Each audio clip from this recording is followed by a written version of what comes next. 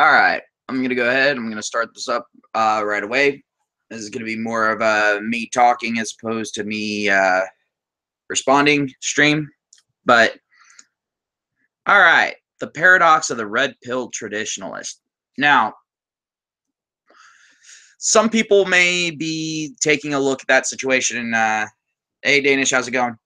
But some people may be wondering what the hell I mean by a red-pilled traditionalist. Well, I actually ended up going ahead and putting a link down in the description. It's to a Bill Burr. Sup, Chaz? It's to a Bill Burr video. And it's from one of his podcasts. It's kind of an excerpt from it. And he's responding to a guy, and I'll just go ahead and give you the situation right now. The guy had been married for years, had several kids with a woman, and she ended up cheating on him, then sat there, said she wanted a divorce, and then outright told the guy she was planning on kicking him out and then moving in this new guy that she had been cheating on him with in with her and the kids into the house that he fucking paid for, that he fucking bought. She didn't have a job or anything like that. She was a stay-at-home mom, so on and so forth, you know. Typical traditionalist bullshit. Now, the thing is Bill Burr's response sent a chill up my spine. His response to it was, you need to go out and find yourself a nice, good-hearted woman. This guy's not even through the divorce yet. This guy's going through this situation right now. He's got a lot on his fucking plate. And what does Bill Burr go to? Oh, you need to find yourself a new woman.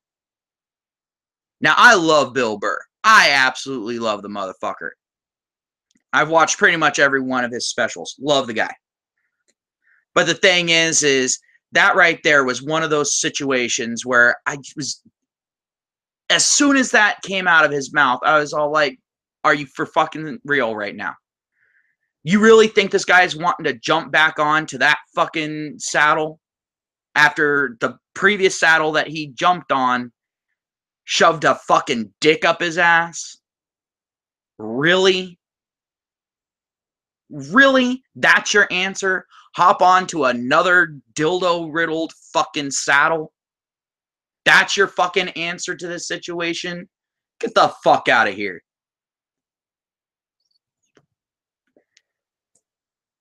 And Bill Burr, even kind of, backtracked a little bit and said, you know what? I don't know what the fuck's wrong with me. I don't know why I just sat there and said it. It's because the thing is Bill Burr he's red-pilled, but the thing is he still has that traditionalist mindset. A lot of guys have this fucking problem.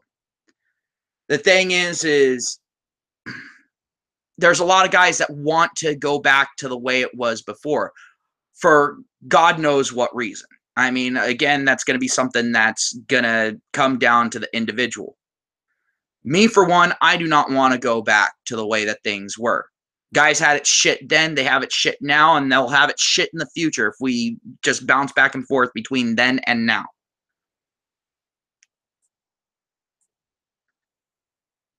That's right. I'm just outright saying that. I'm stating it as a fact because the thing is that's where my observations have led me.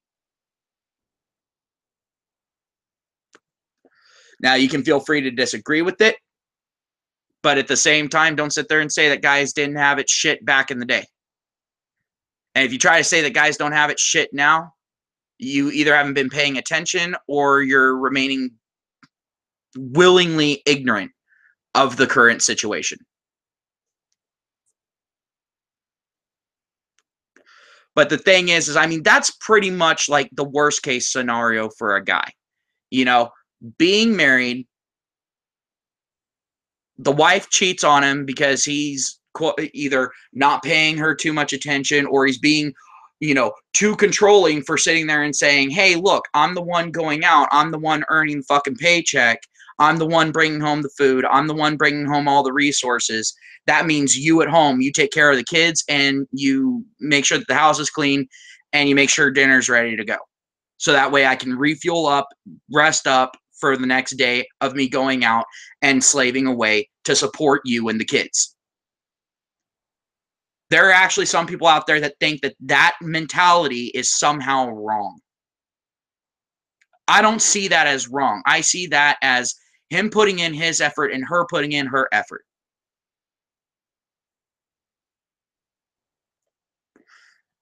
But the thing is you get these guys, worst case, that go through this worst case scenario thing, which unfortunately happens more often than not, where they get this worst case scenario where the woman goes out, cheats on him, then goes ahead and takes the house, gets custody of the kids, and then moves the new guy in with the kids, and there's nothing that the guy can do about it. Because every system involved there is against him. Whether it be child custody courts or fucking alimony courts, divorce courts, whatever. It doesn't fucking matter. At that point, he's not fighting an uphill battle because that would mean that there's at least some fight to be had there. At this point, guys have their hands and feet tied, and there's nothing that can really be done unless you go out and hire some hyper expensive group of lawyers that have good connections with local judges. That's the only fucking way of getting past it. And it sucks. But I keep hearing more and more stories like the one I just heard on that podcast of these guys going into this worst case scenario. And the thing is I continuously hear people coming up with that same solution of, oh, well, you need to go out and find a good woman. Well, here's the thing. Especially if you're an older guy, those good women are gone. The very few that actually still exist were snatched up much earlier on. They are no longer available out there.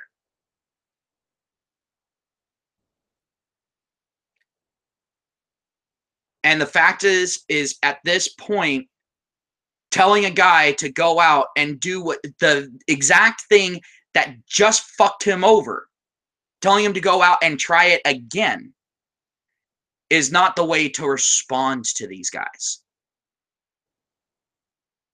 Telling them to go out and get some sort of therapy, again, is a double-edged sword. Now, could it help? Yeah, possibly. But the thing is my experiences with guys who have gone to therapy for that and all that, they come out of there thinking that they were the ones who did everything wrong. Just like in those situations where, you know, you got a couple and they're having some fucking issues and that sort of thing. Mainly the issue is, you know, the woman can't keep her fucking legs closed for anyone but the husband. You know, she's really good at keeping her legs closed for him. But you go into these relationship counselors and it just turns into a, what did the guy do wrong? They never address what the woman's doing wrong. They never address her shortcomings. It's always basically just sitting there and making the woman feel justified in what she's doing, making the guy feel like a piece of shit and feel like it's all his fucking fault, when he's actually been doing everything fucking right. You couldn't expect more from an individual.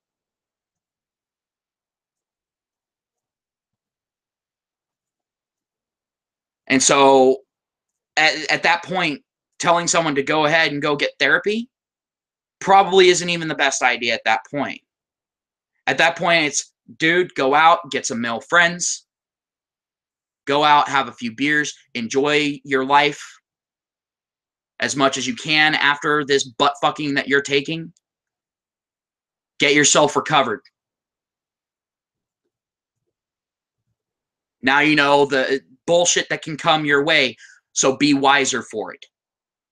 Don't go out and make the same mistake over and over and over again.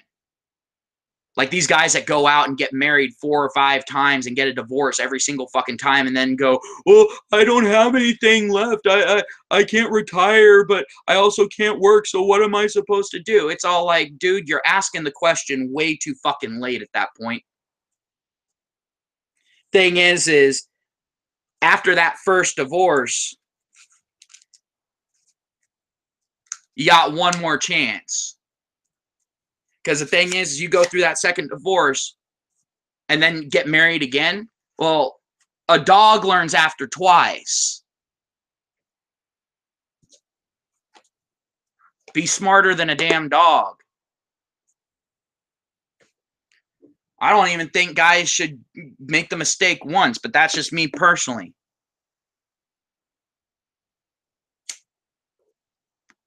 And, you know, it's one of those things where people are all like, well, what if a guy finds the one, but he's so jaded like you, and then he passes them up? It's all like, okay, so you're saying that a guy's supposed to sit there, trust that, you know, this individual is going to have his best interests at heart. He's supposed to be a dreamer. And then when he takes it up the ass, like the statistics say that he's basically going to do at this point, to go out and try again, to take the risk again, that makes no fucking sense. It's like sitting there and saying, hey, go ahead, go up to this snake, wave your hand in front of it, then it bites you. And they go, oh, well, that snake was a bad snake. Here's another snake. Go ahead and wave your hand in front of this one while the wound's still fresh. Hey, love. Hey, Mexican. How's it going? But it's the exact same fucking amount of stupidity there. When you get bit by a snake, maybe you should fucking, commit that to memory. Say, hey, I fuck with this thing. I get bit. This isn't good. So maybe don't fuck with it. But no, men are encouraged to fuck with another snake. Directly after fucking with the first one. It's all like, and people wonder why we have so much stupidity in today's society. People are being encouraged to repeat stupid decisions over and over and over again. Why?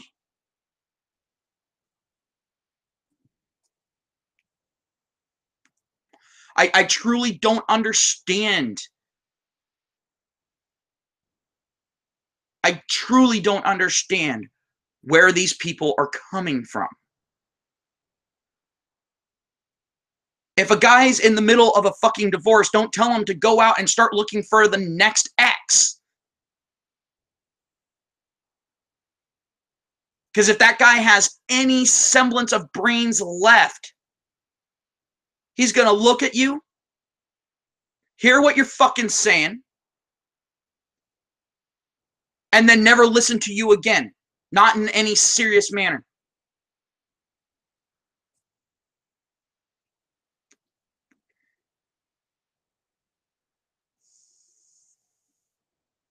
If you're one of those guys that's gone out, gotten married, and then got fucked over in divorce court, I do feel sorry for you. If you're one of those guys that's gone out and done it 3 fucking times in a row, you don't have my sympathy. Because like I said before, a dog learns after twice.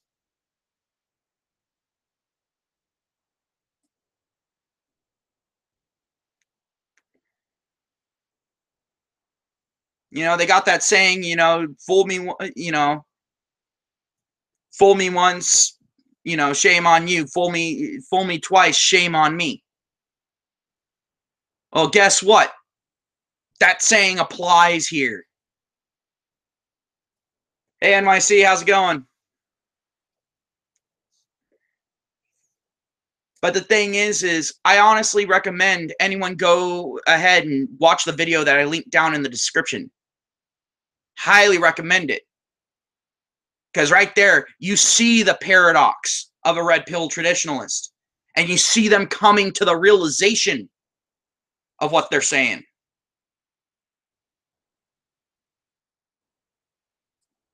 And how retarded it sounds.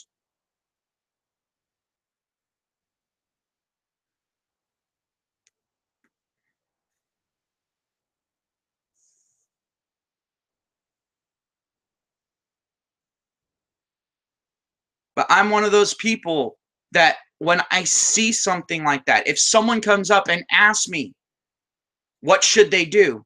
I say, learn from the situation. Hey, Papa MGTOW, how's it going? Learn from your past mistakes. Don't repeat them.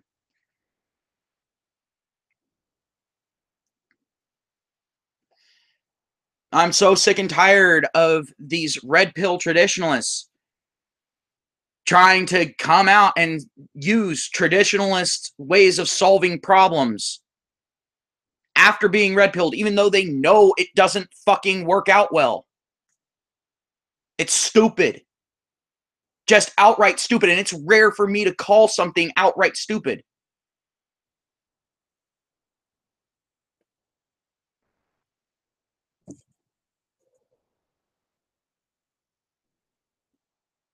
I don't understand. Why in the hell are we trying to get traditional values back? Traditional values still fucked over men. Maybe less than what we're at right now, but only marginally. And we're never going to go back to the old ways of things being done. Which, like I've said in the past, I think is a good thing. I don't think we should go back to that traditionalist thing. Why in the fuck should men be held accountable for the actions of women? It's a problem that we still have today. And it's a problem that needs to be fucking addressed. And the way of addressing it is not telling men, oh, try again. Oh, it'll be better next time. Because here's some truth for you. No, it won't. It'll be just as fucked up the next time, if not more so. Because it's reopening a wound now.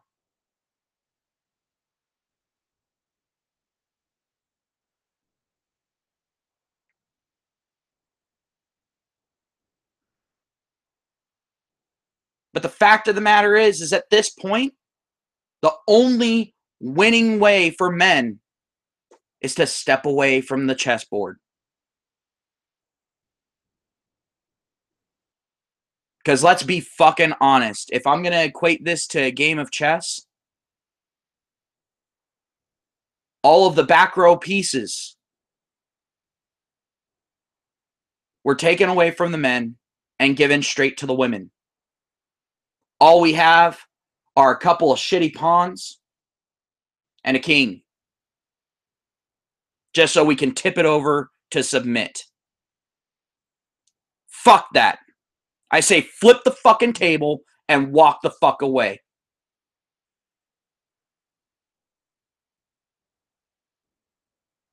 They want that king to be fucking tipped? Tip it in their fucking eyeball. And grind it in.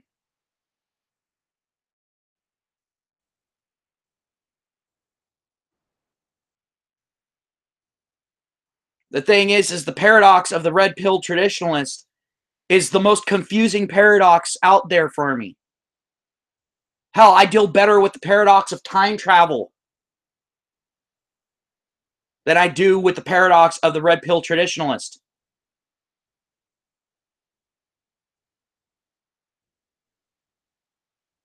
Because at least the paradox of time travel, and if you don't know what the paradox is, here we go. The paradox of time travel is if you travel back in time to stop an event from happening, then how would you have known to go back in time to stop that event from happening? How would the future you know that?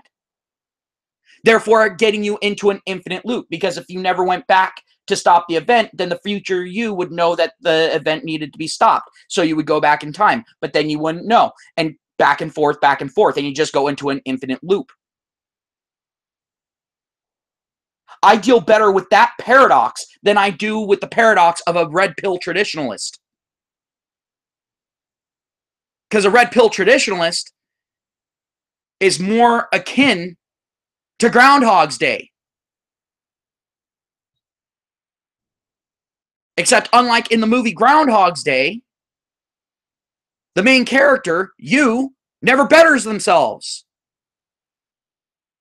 Never tries to figure a way out of it. Never utilizes the opportunity to better themselves, to better their situation each and every time through.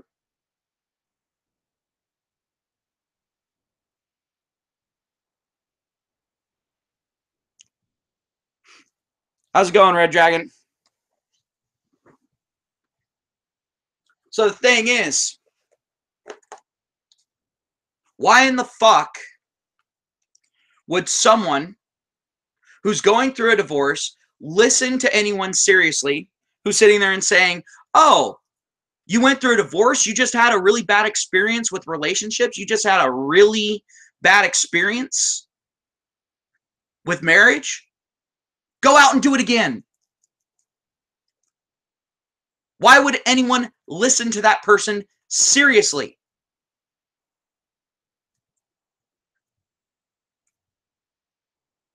And the thing is, these people then get pissed off when these people don't take them seriously at any point afterward. Because this person's shown that they have the IQ of a fucking lemming.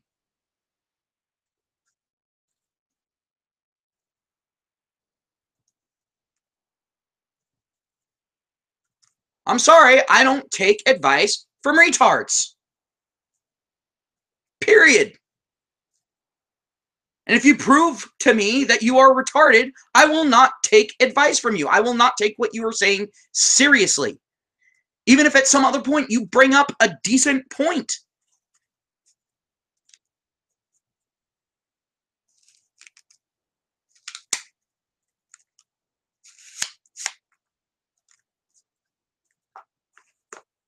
But it takes a lot for me to sit there and go, yeah, you're retarded. I'm not going to listen to you anymore. It takes a lot to get me to that point. Or should I say, it takes a lot of stupidity condensed into one or two sentences.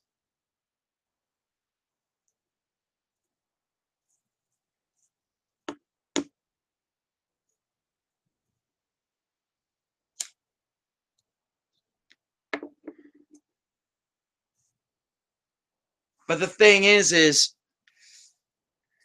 if you're red pill and trying to be a traditionalist, what the fuck are you doing with your life? Why are you putting yourself into that infinite loop? Willingly and knowingly.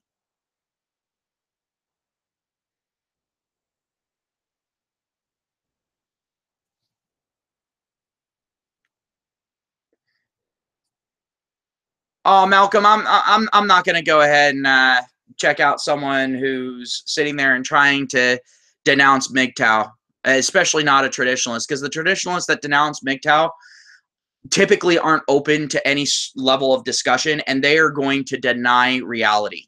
They are going to deny fact.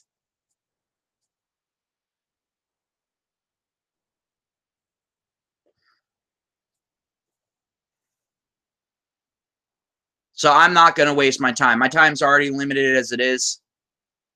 I'm not going to waste my time on that shit.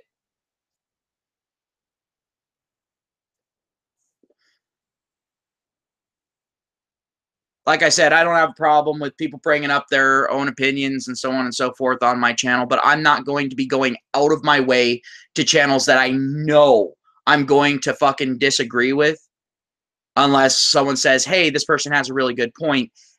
Then I'll go ahead and go check it out. And then I'll rip apart their argument using logic and facts. And if I can't do so, then I have to sit there and admit, all right, the person had a good point. It's fair enough.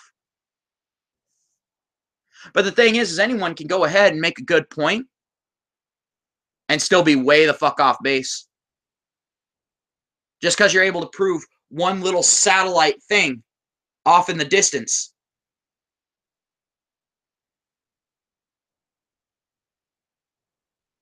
It doesn't mean that all the rest of your arguments are correct. And I say that not only about, you know, traditionalists and so on and so forth. I also say that about MGTOW. There are some MGTOWs that sit there and think that just because we've brought up female nature and gotten it and hammered it in to the point where you ain't fucking pulling that shit out short of a backhoe, they think that the rest of their arguments don't deserve scrutiny. Now, traditionalists always think that their arguments don't deserve scrutiny because they, very much so like feminists and these other groups, argue from a position of emotion, not from fact, not from empirical evidence, not from just observing the world around you, not from statistics or anything along those lines. They argue from strictly a point of emotion. And my cousin actually put it, I think, the best way I've ever heard someone put it. You can have fact and you can have emotion. In fact, both are necessary to a sound argument, to be perfectly honest. But the thing is finding a balance between the two to where they can coexist without countering each other.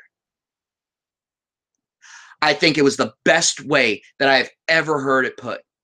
But my cousin is also a little bit more eloquent than me when it comes to saying things like that. I tend to be a little more crass. My way of saying it is, if your argument defeats itself, then it's not an argument worth fucking having.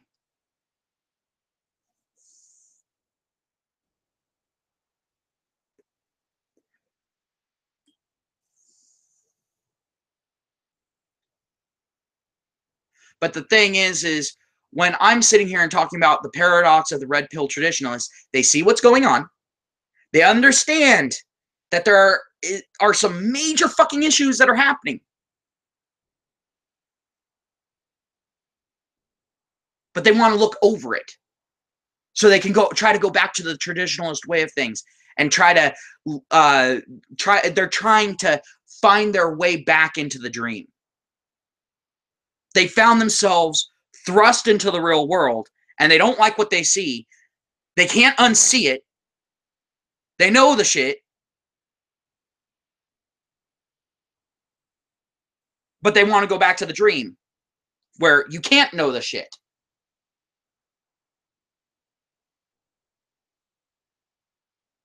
It really fucks with people's heads when they try to fucking do that shit.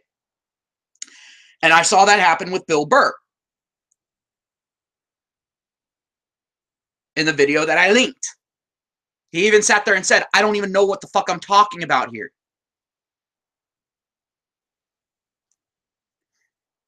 Hey, Trans, how's it going?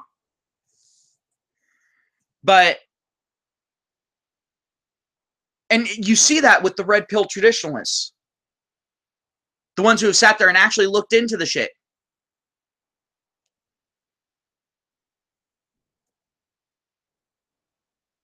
And you see them sitting there going, they go to their go-to arguments of, oh, well, you just haven't found the right one yet.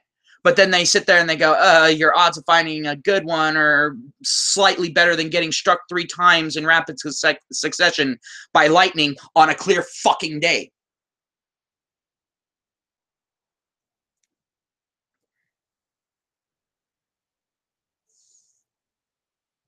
Sad to say, those are your odds of finding a Nawalt. And I can't blame men for sitting there and saying there's no such thing as a Nawalt. Because it's very much so like sitting there and trying to prove a theory where you're all like, well, this exists. We haven't seen it, but we know it exists because we've seen this interaction happen. It's a lot like that. It's a lot like trying to prove the existence of gravitrons as far as bosons are concerned.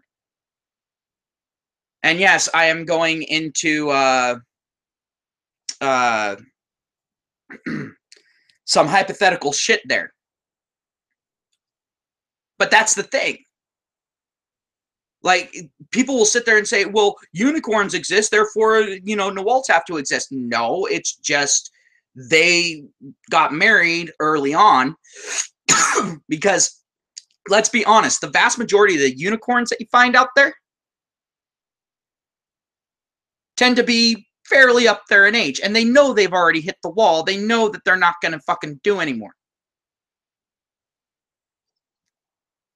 You know, they're not going to do better than what they currently got.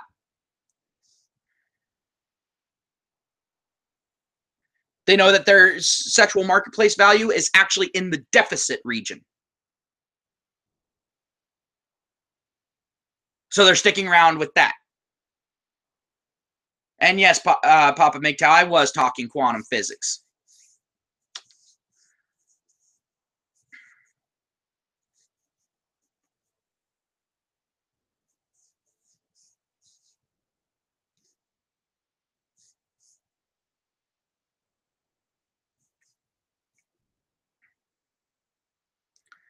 But the thing is at this point, why are people who are red-pilled trying to sell traditionalism? A system that blatantly failed, that led us to this point. Why are they trying to continue to sell it? It makes no fucking sense. It's just like with far left liberals who are trying to sell socialism and communism. As socialist and communist regimes are actively failing now, in real time. Yet they're trying to sell it here in the US or over in the UK or just throughout Europe or up in Canada. In countries that have been vastly more successful than any communist or socialist regime that has ever fucking existed.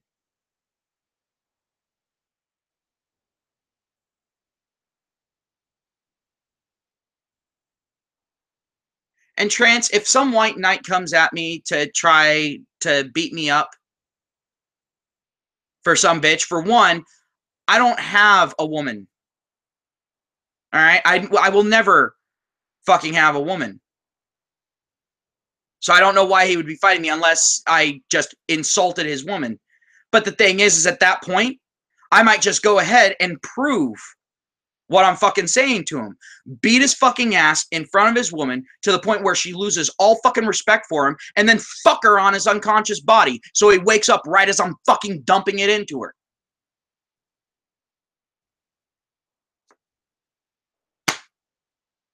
That's a possibility.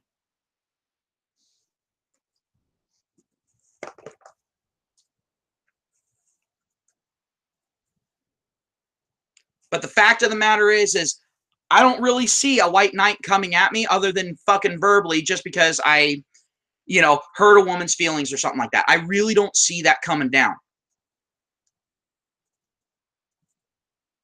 In fact, a lot of white knights kind of step back from me because they don't I don't say things that are untrue. And they know that what I'm saying is true. So they might sit there and they might try to do the shaming thing and that sort of thing. And it's all like, yeah, dude, all right. Well, have fun in divorce court later on in life. And it usually ends at that. Because like I said, I'm the same fucking way in real life as I am on here. What you're hearing from me is me. And I don't believe in censoring oneself under any circumstance. Never have, never will. It's not going to make you the most popular motherfucker on the planet. But the thing is again, whenever you start talking, people tend to listen.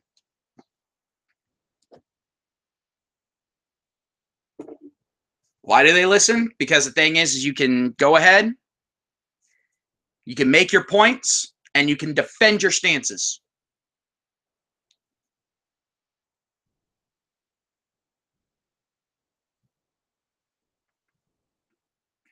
Oh, and Red Dragon feminists aren't even holding together anymore. They've started eating each other alive. Because the balance has gotten so out of whack that more and more men are becoming MGTOW. More and more men are getting red-pilled. More and more men are fucking stepping away from the board.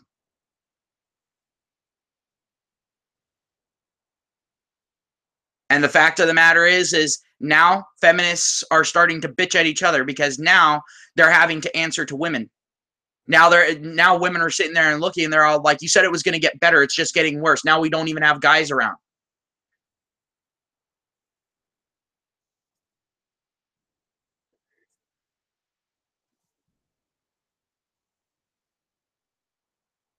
It's the same type of thing as like with Black Lives Matter. I might actually go ahead and do a separate stream on that alone.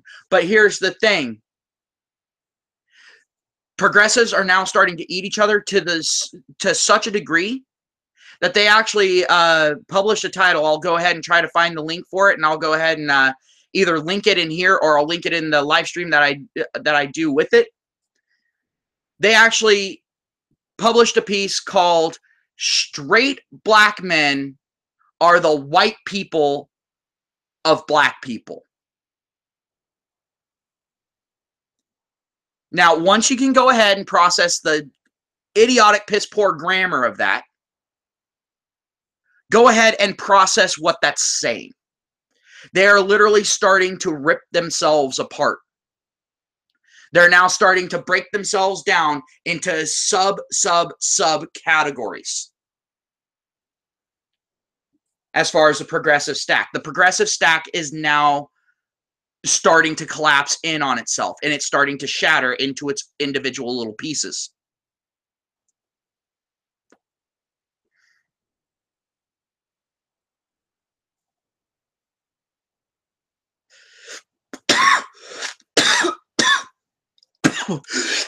Oh, damn.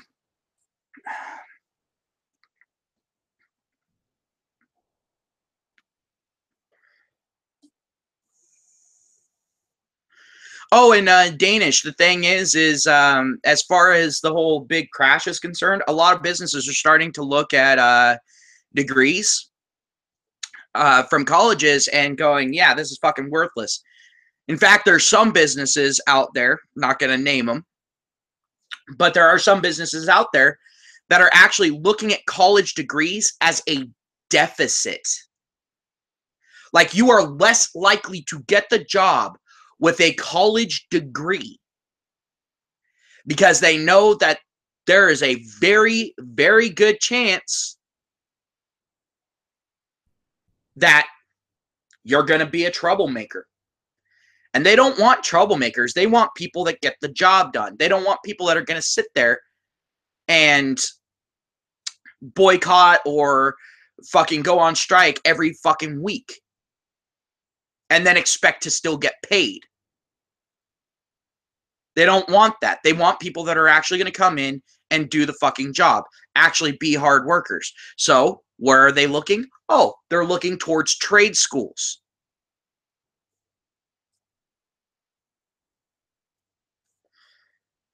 And the thing is the market's so super saturated.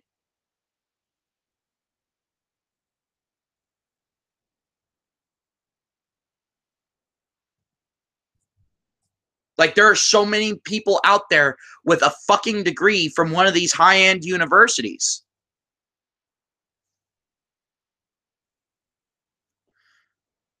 It's become pointless. But the thing is these people don't have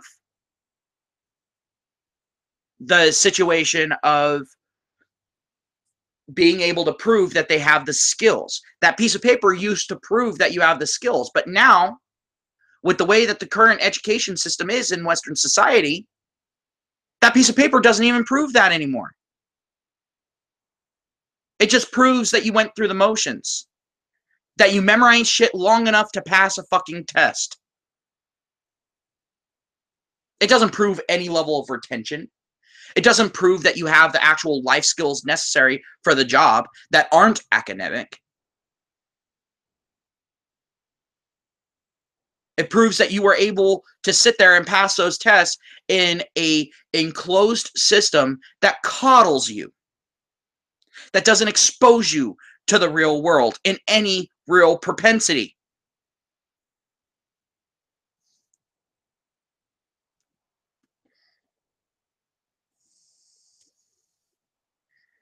And as far as women having the vote, well, a lot of women voted for Donald Trump. Why? Because a lot of women are really, really hoping to get some men to come back to the plantation, because the pickings are getting slim. There's already more women than there are men in Western civilizations, for the most part. At least I know here in the U.S., women make up about 50%, 51% of the population. So there are more women than men. So even if every man, quote unquote, did his part and went out and married one of these bitches,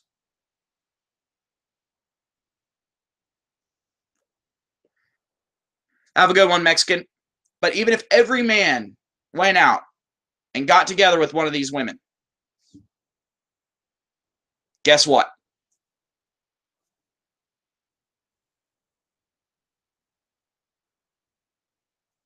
Still, there would be women without a man. But the thing is, we're seeing more and more and more men saying, fuck it. I think it's very fitting that more and more places are passing weed as legal.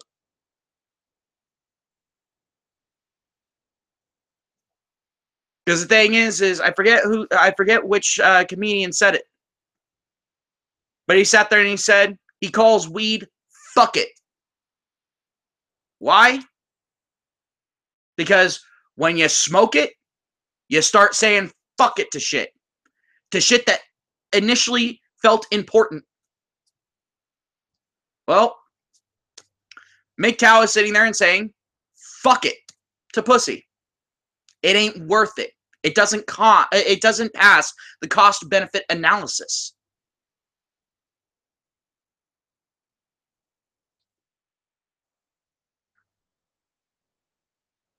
And I'm with you on that, Red Dragon. Like, I'm of the same mindset as Red Dragon on this. He says, I'm not against immigrants, but this Muslim invasion must stop. That is very, very true. I am all for immigration. I have no problems with immigration as long as the people are going to be coming here and working.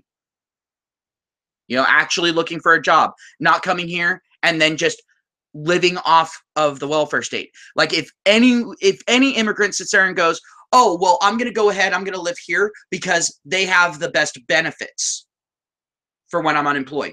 If I ever fucking hear that from an immigrant, I'm all like, oh, you need to be turned right the fuck around. I am very much so a nationalist, not a white nationalist, but I am a nationalist. I think that you should have some pride in your country.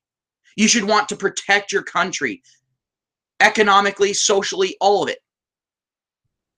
If you've got people that are coming into your country expecting the entire country to capitulate to them, then that's a problem.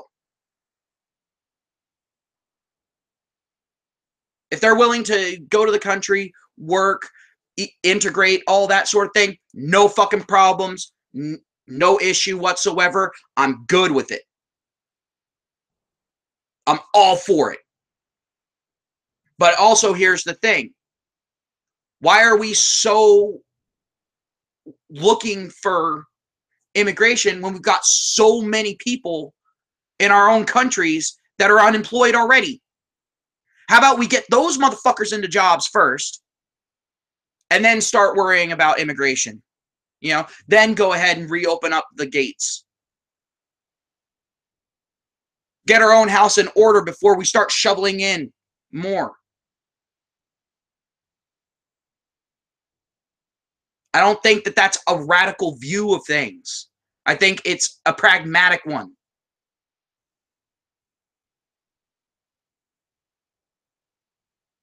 And yeah, Papa MGTOW, it was Cat Williams that said that. Thank you very much.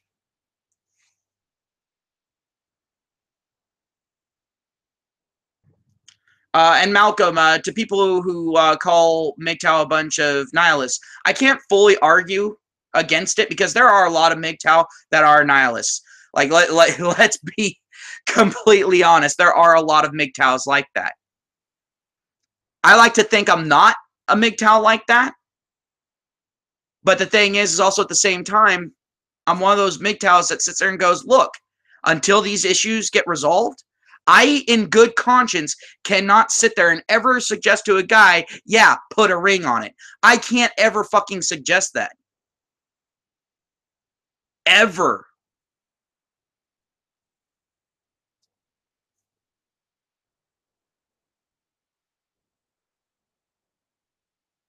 That's the thing.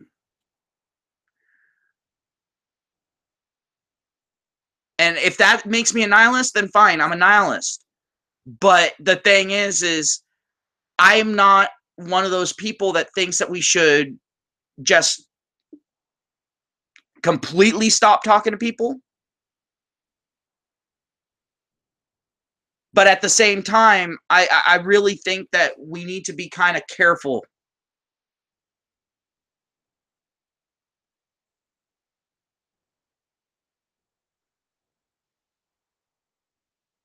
We need to be very careful to who we talk to and what we say, because the thing is at this point, telling too much truth can get you into a lot of hot water.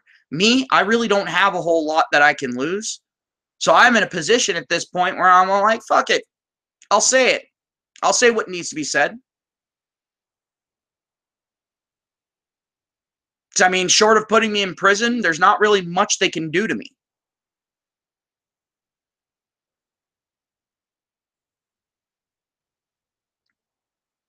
But the funny thing is a lot of people are telling me that I need to start up a Patreon and that sort of thing so I can just go ahead and make this my living so then I don't have to be beholden to anyone. Fair enough. And I suggest that to many MGTOWs out there. If you can, if you have the skill set for it, go ahead, start up your own business. You know, become your own boss. So that way you answer to yourself. So that way you can't have some higher up sit there and, you know, hear that you said something that might reflect poorly on their company to the people who aren't even buying shit from them in the fucking first place, but for some odd reason, they think it's a lost sale if those people start bitching, complaining about your company. And then them fire you for it.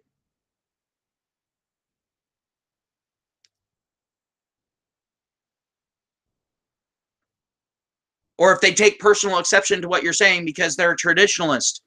And they're like, well, I'm happily married to my wife. It's all like, all right, so you're happily married to your wife. Is she happily married to you? Or is she happily married to you while sucking off the neighbor while you're here chewing me out about saying how shitty marriage is?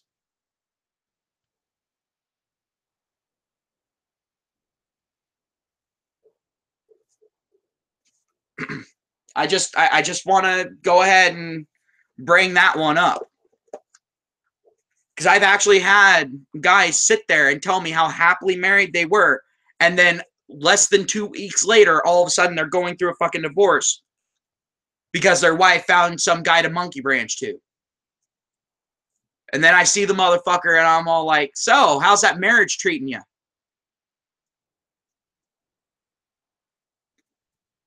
Yes, I am that asshole. I will rub that in.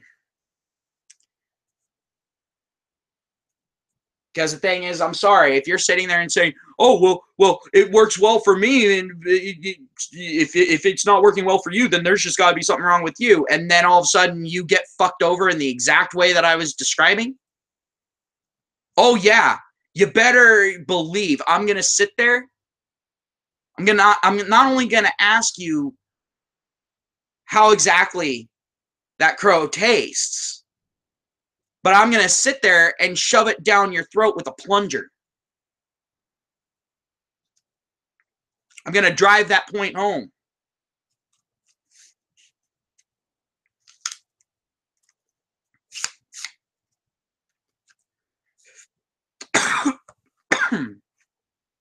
But the fact of the matter is at this point, when I'm talking about MGTOW things and I'm sitting there and I'm telling guys, don't cohabitate, don't get married, so on and so forth, it's because I don't want to see guys get fucked over.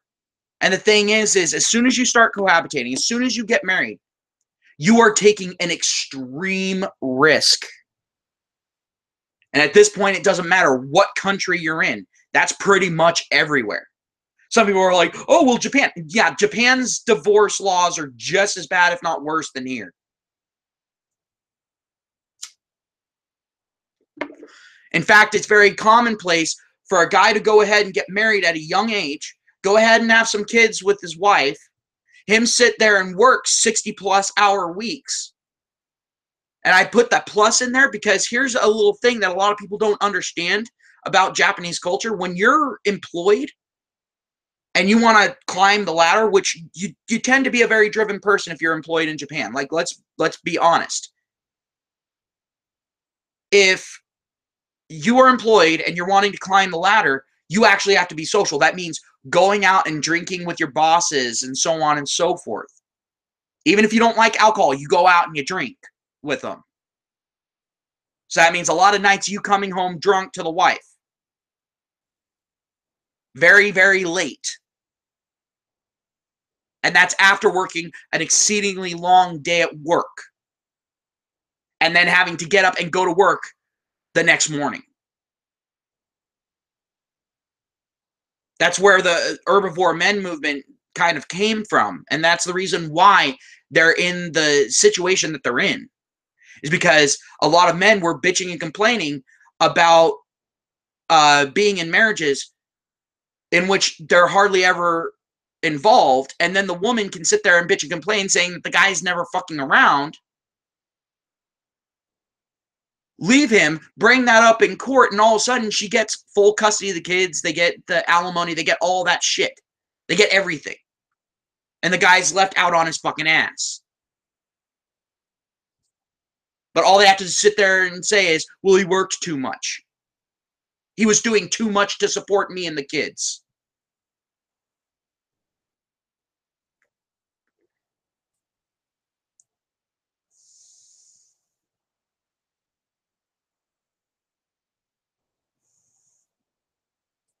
But the thing is we sit here and we look at the situation and we think that there's some easy way out of it. Unfortunately, there isn't, because the thing is at this point, for us to get something done, there would have to be a massive downtick in the amount of women and a massive uptick in the amount of men. But the thing is unfortunately, at that point, all of a sudden, MGTOW would get shaky, because then all of a sudden, men would have to compete for women again. Because right now, men aren't really having to compete for women all that much. If you wait long enough, there will be one available to you. Yeah, she'll treat you like shit, but there will be one available to you.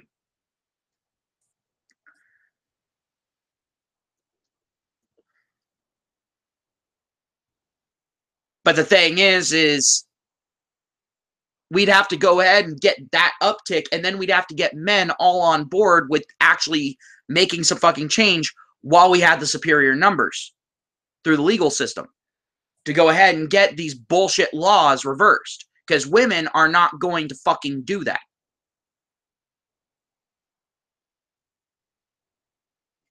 Not unless we're somehow able to trick women into thinking that these laws are somehow against them. But when it comes to that sort of shit, women are fucking brilliant. They're not going to buy that shit very readily.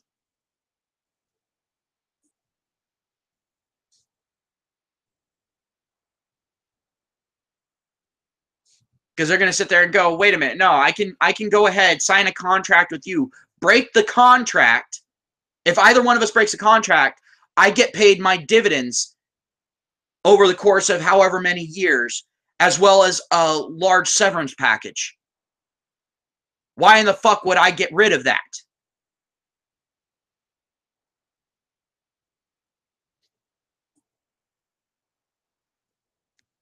Quite frankly, I think the only way that you could even possibly trick it is to get them so emotionally riled up and then sit there and go, this law right here says that you can't do it on your own.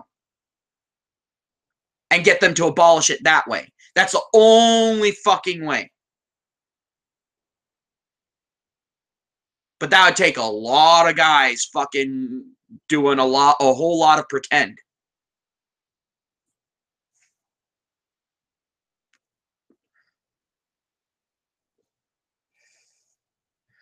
Malcolm says, I ignore women completely, not worth the bother, sick of their privileges. And the thing is, a lot of guys are feeling that way nowadays. A lot of guys are feeling that way. And I can't blame them. Me, I'll still talk to women. Talk to them. I won't ever move in with one.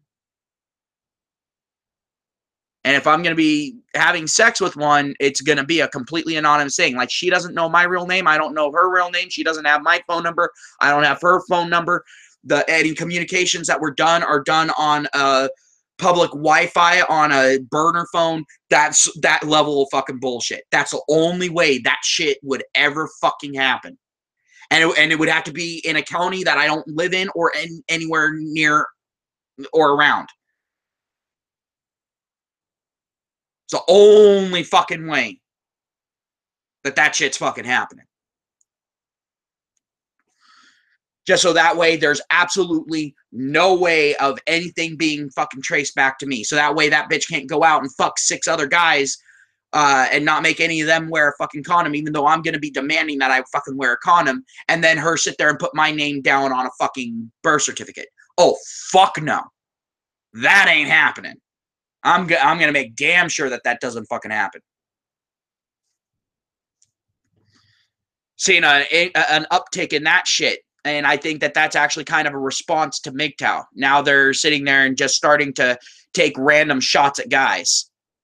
And there are judges that are so fucking blue-pilled, so fucking traditionalist that they're all like, well, a woman wouldn't lie about that. Even when the guy's standing there going, I have the DNA evidence proving. Well, she put you down, so that means you're the dad. Fuck you.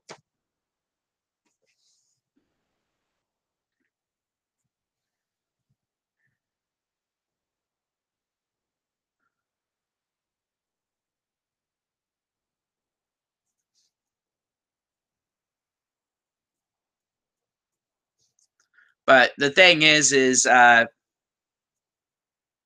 really don't see anytime soon any of the laws fucking changing. Not until shit like sex bots become common fare and readily available to even the poorest of guys. To where every once in a while you'll walk around a corner and see a hobo going off on a sex bot. You know, until it gets to that fucking point, I don't see any of these laws even having the slightest chance. Oh, and speaking of that, I'm actually gonna go ahead and I'm gonna talk about this for a second. There was actually an article by the New York Times sitting there and trying to make it seem like sex bots are going to become illegal, and they're trying to conflate shit. Told you the attacks were going to fucking happen on this new technology, this new up and coming technology.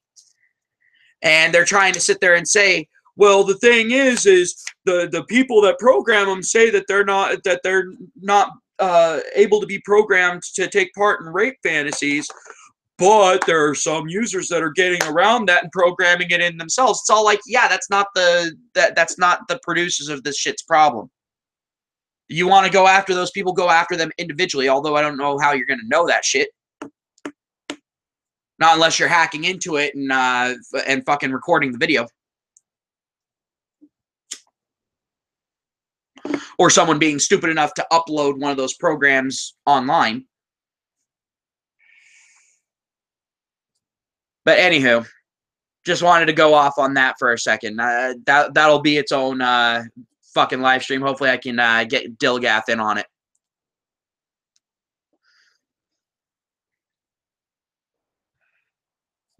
€85 for 1 hour. How much does that come out to in American currency? Because I know that the euro is not like hyper weak at this point. Just out of curiosity, Danish.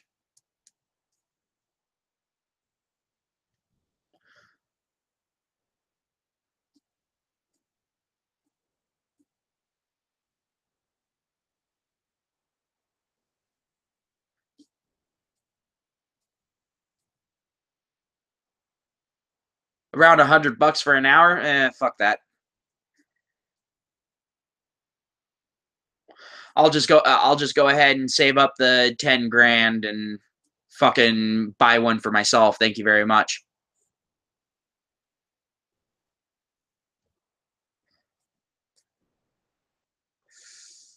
Because I don't particularly look at $200 for one nut as a good deal.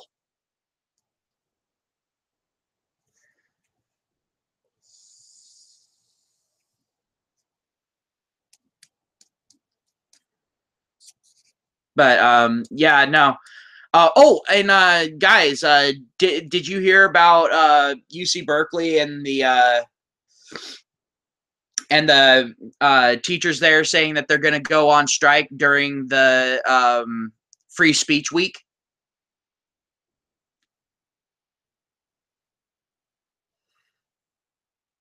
I'm honestly curious. Have you guys heard about that? Yeah, because there's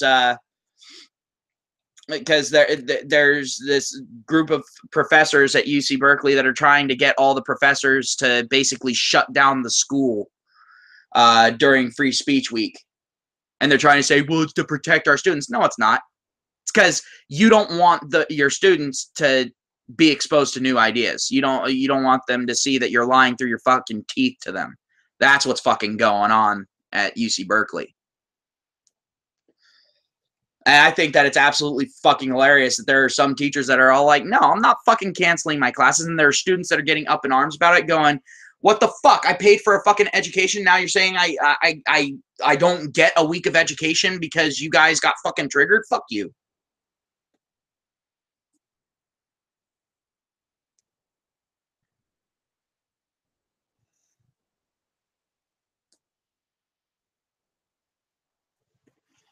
I don't understand it. You know, it's and the thing is not even all of the professors that have signed that thing are far liberal professors. Like some of them are conservative professors and they've bought into the bullshit.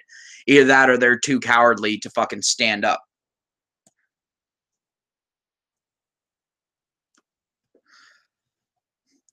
But the thing is I think that it's absolutely funny that basically if you really look at it, the whole concept of red pill that we're using it for MGTOW, you know, basically just seeing the world for what it is, being exposed to new ideas, saying the unsayable. That was something that Berkeley at one point fought for, that had protests about and all that sort of thing, trying to say, oh, freedom of speech is the most important thing that we fucking have. How dare you fucking limit what we can and can't say?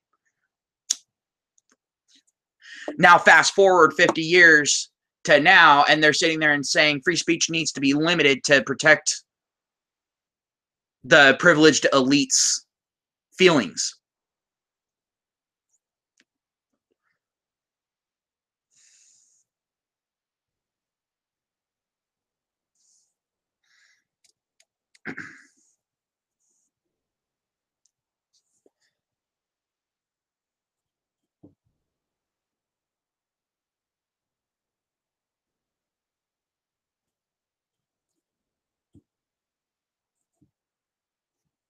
And Red Dragon, you can go ahead and look at that. Red Dragon says paying for sex tells a man unconsciously in his mind you are that you are worth more than me, and the you there is the man sitting there and thinking that the woman is worth more than him. So much more, I even pay to have sex with you. You can look at it that way, or it's, look, I'm renting you out. You're willing to go ahead and turn yourself into an item that I am going to purchase. At that point, I don't see that I don't see that as a necessarily bad thing. It's like, I'm going to pay for either you as an item or for the service that you are offering. Like, I have no problems with prostitutes. I really fucking don't. Because at least at that point, they're being honest about the shit. They're like, look, I'm not interested in you. I'm interested in the bulge in your pants, and I ain't talking about the front one. So I got no issues with prostitutes. In all honesty, I think that they're the women that are the most honest.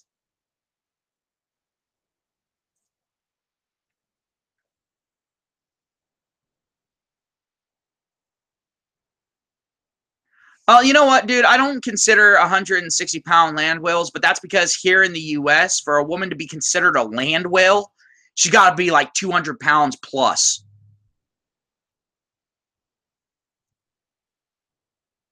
Oh, I understand, Red Dragon. I'm just saying, there's other ways of that some guys will think about it. But I do have to sit there and say I have more respect for a prostitute than I do a gold digger. I will say that right now. Because at least the prostitute's honest about it up front. Do I think that some prostitutes way overprice themselves? Yeah. But hey, whatever.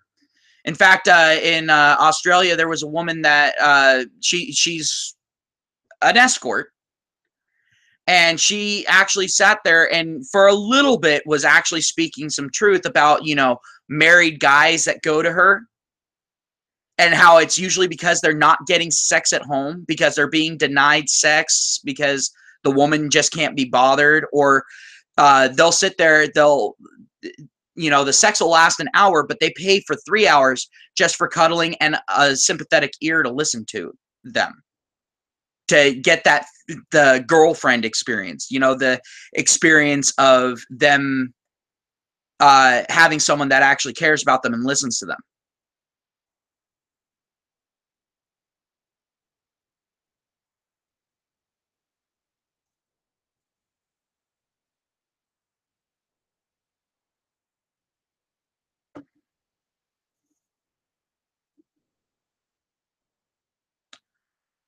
Malcolm, as far as the love thing, I look at it as just a chemical reaction. It's an emotion, period. And the thing is to a degree, yes, love is a thing, but where I limit love is like with me and my daughter. Like, I absolutely love my daughter. I want to go ahead. I want to do right by her. I want to do everything that I can to help her succeed. But as far as me, like, getting with a woman and getting married to her and, that kind of love, non-platonic, I don't believe that that's something that has any value to me.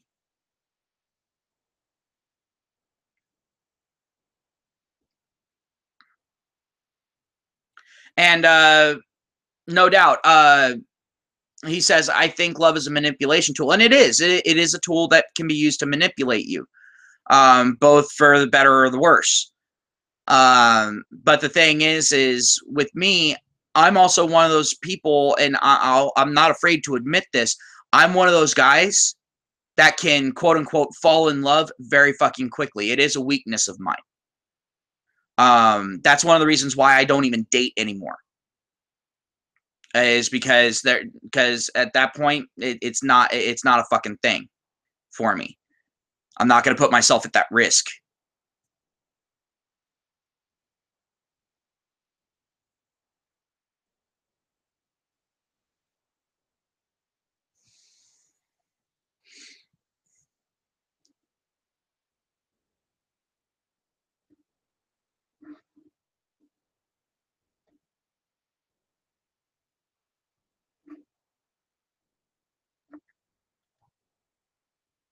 But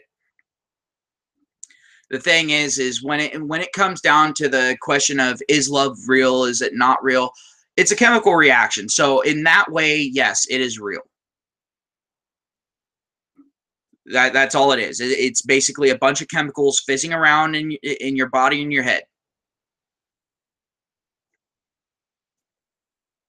That's all I can really say.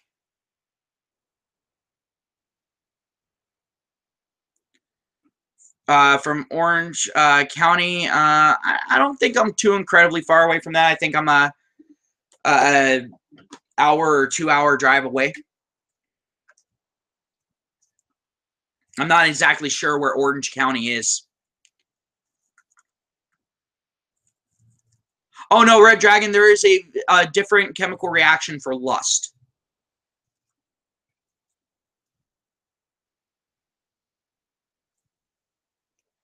In fact, the thing is as far as the whole lust thing is concerned, that is a very fast and intense chemical reaction. Hey, Legend, how's it going? But it's a very fast and intense chemical reaction that happens that burns off very quickly, typically.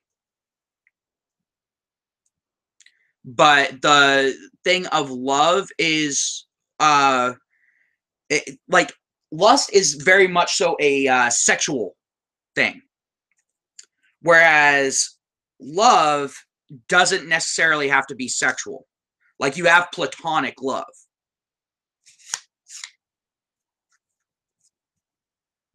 And that's the type of love that people typically feel towards their kids. Sometimes people will feel lust towards their kids and vice versa, but that's on its own fucking level, and I'm not going into that right now.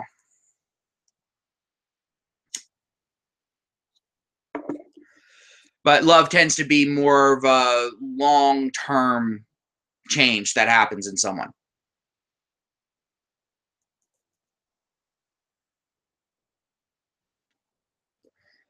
But anywho, the thing is and that's also a trap that a lot of the red pill traditionalists fall into, is they confuse lust with love. Because you'll feel lust for a partner for quite a while, in all honesty. Especially, if you've got yourself a exceedingly sexy woman standing in front of you, yeah, that lust is going to continuously refresh, but that does not equate to love. It's the same type of thing as where people sit there and say that if you're more of a physical expresser of love, that you don't feel love, you actually just feel lust. That's actually very different. Because the thing is like with me, I've said in the past that with me, my main way of expressing love, as far as a partner is concerned, is through sexuality. Reason why is because, as far as words are concerned, not too good with it. I don't do the lovey-dovey shit when it comes to words. I can, and I do from time to time, but the physical expression is me sitting there and saying, I still want you. I still want to be with you. And it's not so much the sex, it's more of the foreplay, the cuddling, so on and so forth. That's where I that's where I stand on that spectrum.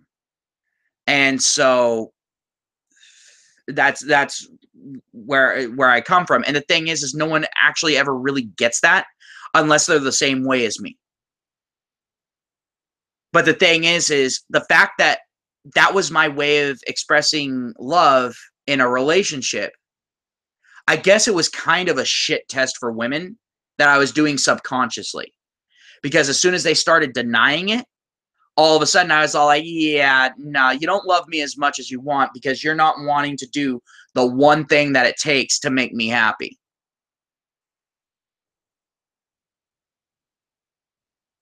So, like, I'm asking for a couple hours out of every couple days. And you're not even able to fucking do that.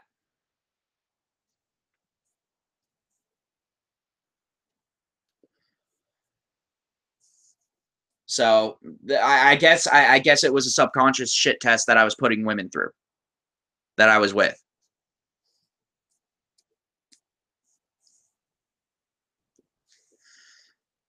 But because the thing is love is also one of those things that typically needs to be reciprocated in some fucking way. I mean, don't get me wrong, you know, there's such a thing as unconditional love where someone will love someone forever and have no reciprocation come their way and that sort of thing. There is that. That does fucking happen. See that in families all the fucking time, you know? Especially with dads that get separated from their kids. Like the dad will sit there, the dad will still love that kid years after the event fucking happens, right? But the kid ends up hating their fucking guts because the mom poisons the kid against the dad. Or vice versa. It does happen sometimes as far as that goes. But it's much more common for a mother to get the custody and then poison the child against the father. It is much more likely that that's going to be the scenario that you see if it happens.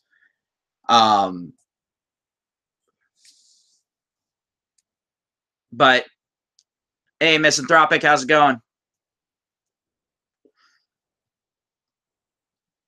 But the thing is yes, it is a situation of parental alienation, but it's also a way that you can sit there and show that there's still such a thing as unconditional love. Because the thing is if the love was conditional, then as soon as the child stopped loving the father would stop loving the child and stop caring about the child.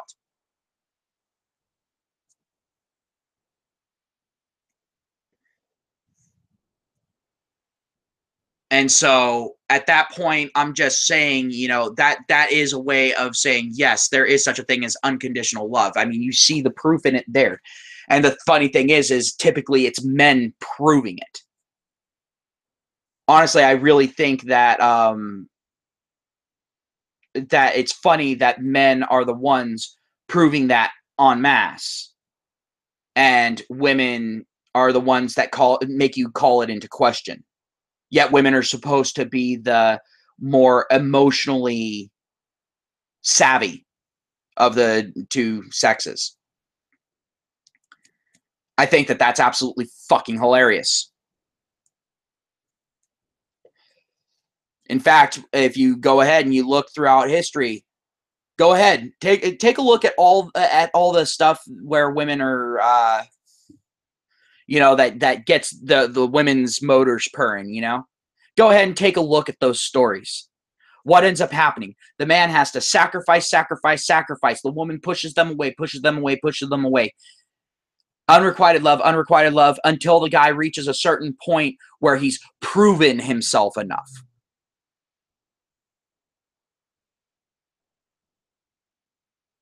He's he's beaten off all of the other fucking competition. He's outperformed them in his willingness to sacrifice for the woman.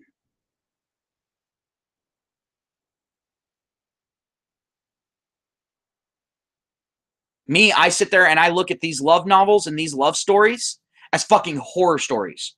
Perfect example, Titanic. That is a motherfucking horror story. I agree wholeheartedly with Bill Burr on it. That is a fucking horror movie.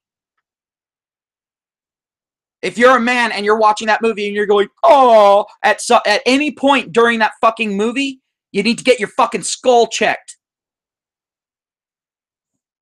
Because you got a hole in there somewhere and your brain is now leaking out.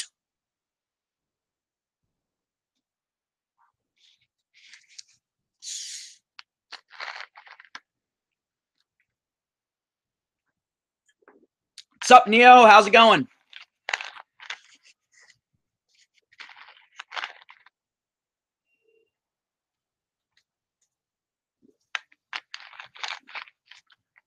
But yeah, when I sit there and I look at those love novels and all that sort of thing, and I have read through a couple of them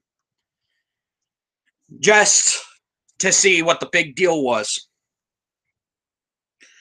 Almost every single one of them made me want to fucking throw up.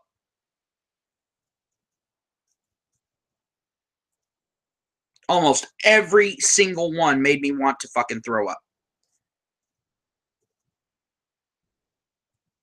I mean, hell, it's one of those situations where, you know, you see a man sacrifice something at any fucking point.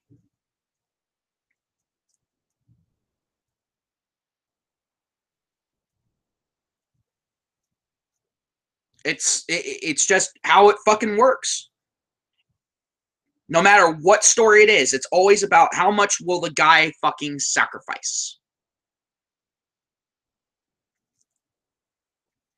And the thing is we've actually had movies. I can think of one right now. It's called The Faculty, funnily enough. If you haven't seen The Faculty, go ahead and watch it. And tell me that that is not a resounding warning against being a mangina, against being a white knight. Go ahead and tell me that that somehow does not prove what I'm saying. And that's an actual horror movie. It's an actual fucking horror movie. And it sits there and it proves my point perfectly.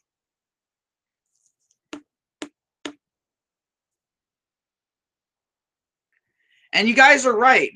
People in the comments are talking about right now about how women will run out of a burning building, then run up to a guy that's outside of the burning building and yell for him to go in and save their kid or their pet that's inside of the fucking burning building.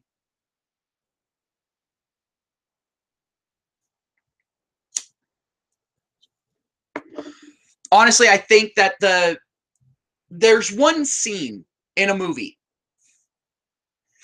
that I have seen, and it was actually in The Human Centipede. I don't know if it was the first one or the second one. But in The Human Centipede, there is a pregnant woman that ends up escaping the area. Well, the thing is horrific timing happens. She hops into the vehicle and she goes into labor and she pumps out the baby, lets the baby drop to the floor, sees the guy running at her, and she then stomps on the pedal, which then crushes the newborn's head so she can get away.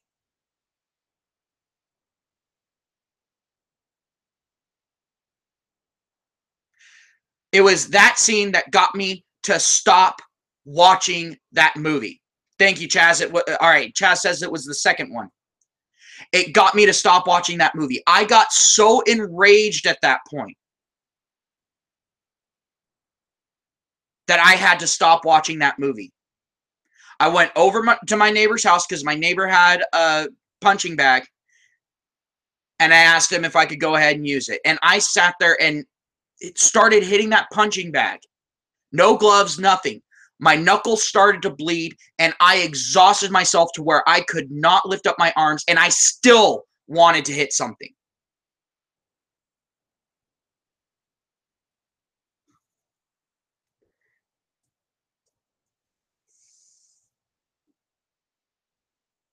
couple of my female friends who also saw that movie, that I talked to them and I told them about that, they were like, I don't know why you're so upset. I would do the exact same thing.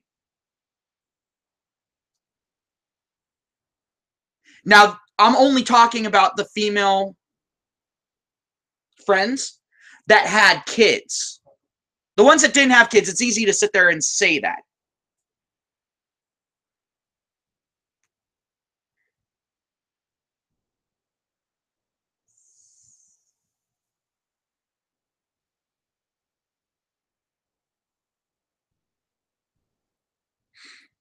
But the thing is these women all said the same thing that Neo said.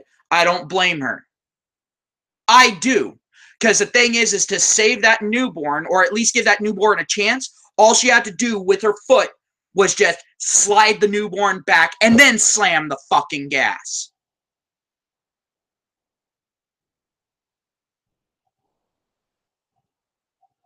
This guy was far enough away to where he didn't even get remotely close to the car. And the guy is a fat piece of shit. All right? I can guarantee you this motherfucker could barely outrun a fucking slug.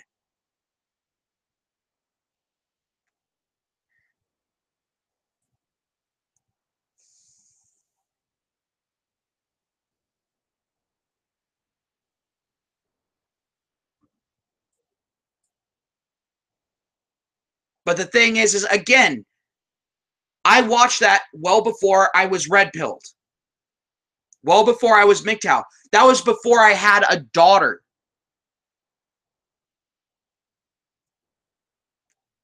If I remember correctly.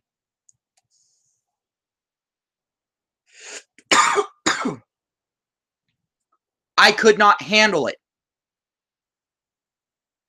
Because I could never see myself doing anything even remotely close. Oh, Neo, at this point, I'm going to go ahead and I'm going to be a fucking dictatorial prick. And I'm going to say, no, it's not I may have a point. It's I do have a point.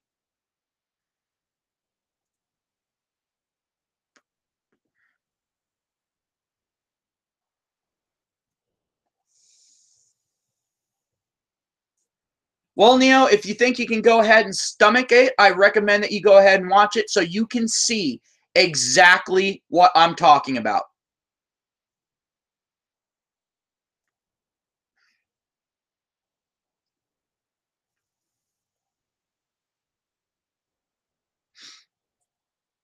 I highly recommend it if you can go ahead and stomach it.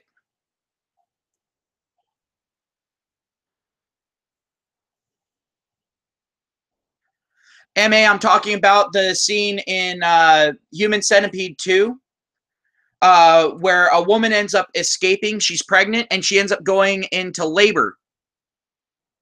And she ends up pushing out the kid from between her legs. She takes the time to push the kid out from between her legs. Then starts up the car. The guy comes out the fucking door. And then the child is down on the floorboard. And she, instead of moving the child out of the way with her foot, she just slams the pedal and it literally crushes the newborn's skull. She slams down on the gas so hard that she completely crushes its skull. Imagine a watermelon getting ran over by a semi-truck and you've got a little bit of an idea. Oh, Malcolm, the whole series, the whole trilogy is fucking tasteless. Let's be fucking honest.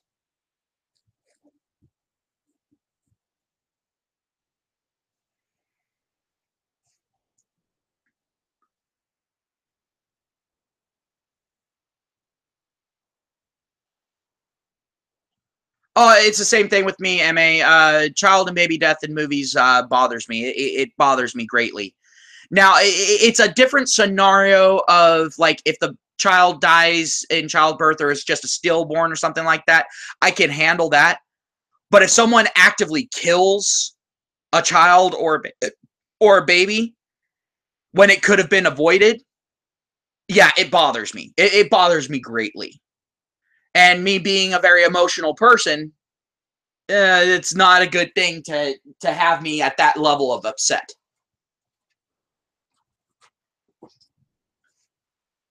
But the thing is when I watched that scene, I thought to myself, how could that possibly happen? Because I was still blue-pilled as fuck. And that ran against everything that I was taught about women up to that point. But now looking back on it as a MGTOW,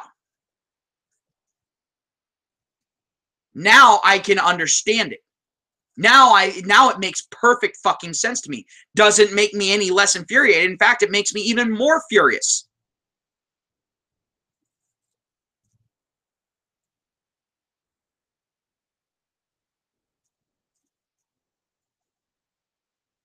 And Malcolm, yes, it is. Honestly, I think MGTOW should watch Human Centipede. Because the thing is it's really good at sitting there and making it so everything else that humanity fucking pulls, you just sit there and think of that movie and it's like, oh, at least it's not quite as bad as that.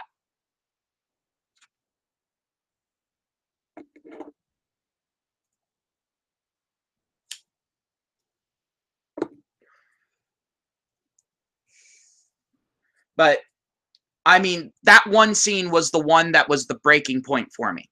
Like all the other stuff, yeah, it was fucking horrific. It was fucking terrible. I'm not going to say that.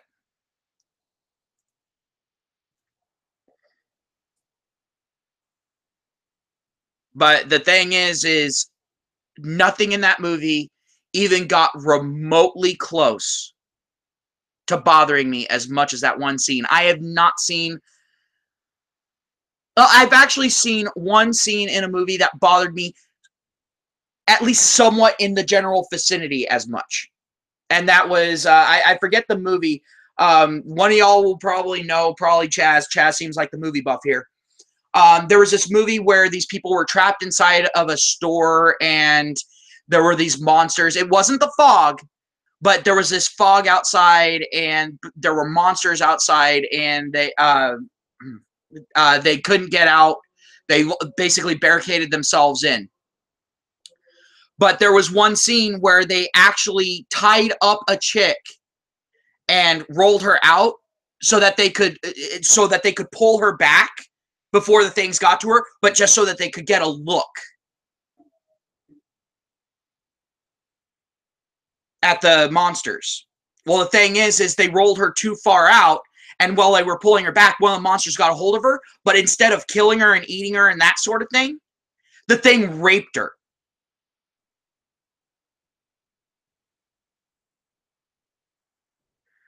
That scene fully fucking bothered me, but that's because I don't believe in using people as bait in a situation like that.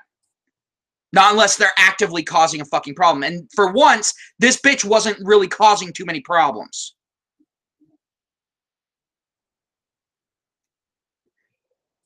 And I know that that's the male nature in me.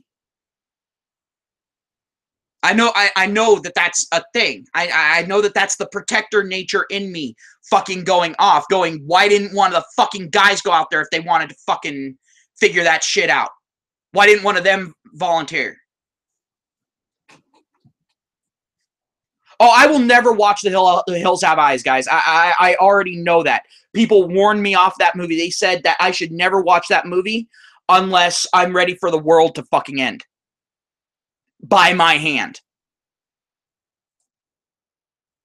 One of my buddies actually described the movie as so bad that I would watch that movie, and instantly after watching that movie, I would walk out the fucking door, and suddenly on the news, people would see that there was some crazy motherfucker that broke into a nuclear reactor to go ahead and get the nuclear material out of it. And then a couple weeks later, all of a sudden, several nuclear bombs go off around the fucking world. All at the same fucking time. And these are people that know me very fucking well. I don't know the name, Chaz. I was hoping you would know it. You seemed more like the movie buff there. But yeah, like, The thing is the last chick that I dated actually brought up that scene because she wanted to test and see what my protector nature was like. And the thing is she got a really clear view of what it was like, because I was sitting there and I said, don't bring up that fucking movie. Don't bring up that fucking scene. And she saw me physically shaking in the seat with how angry I was. Just thinking about it. Right now, I'm actually shaking. But the thing is I have it under control now, for the most part. Not the shaking part, but hey. No, it wasn't The Hills Have Eyes, Chaz. It wasn't The Hills Have Eyes. This was a completely different movie. Like I said, I've never seen The Hills Have Eyes. I will never see The Hills Have Eyes. Everyone warned me. They said it's not a movie. It's not a movie for me. They said that there's several things inside of it that would make me rage beyond all belief. But I also don't do well with slasher style movies, because I also don't like pointless violence. Like, people sit there and go, oh, well, then you don't like Nightmare on Elm Street. Well, actually, I do. Because the thing is especially with the new one that came out, yes, it actually has a reason. Yeah, the guy was a piece of shit. You know, he was a child molester. So, yeah, I believe that, yeah, he did deserve to get burned.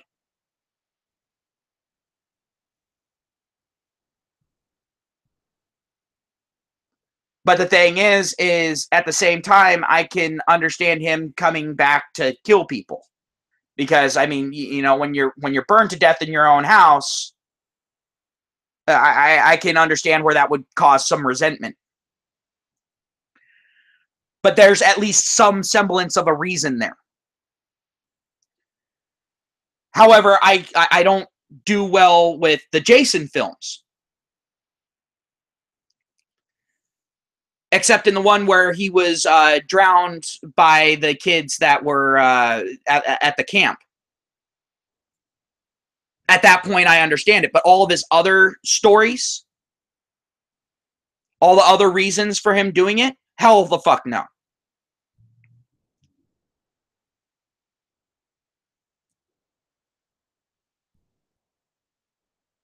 Oh, an MA, yeah. Anyone who goes in as a paramedic, they're gonna see shit that's gonna fuck them up for the rest of their life. That's one of the reasons why I have the utmost respect for paramedics. They see a lot of the worst that humanity has to offer, or should I say that the world has to offer? Not even necessarily humanity. But yeah, it's a thing. And it takes a lot to be able to handle it. And like MA says, props to those that can handle it. Because, I mean, you see a lot of really bad shit. I mean, you know, you see dead babies, you see babies that were murdered, you see people that were murdered, you see people that were, you know, raped in front of their families, then killed in front of their families. You see all sorts of fucking shit. And you're right there at the beginning of it. Yeah, car wrecks as well. People not strapping their kids into child seats properly. You know, that sort of shit. Yeah, paramedics see a lot of fucking shit, and I fully have respect.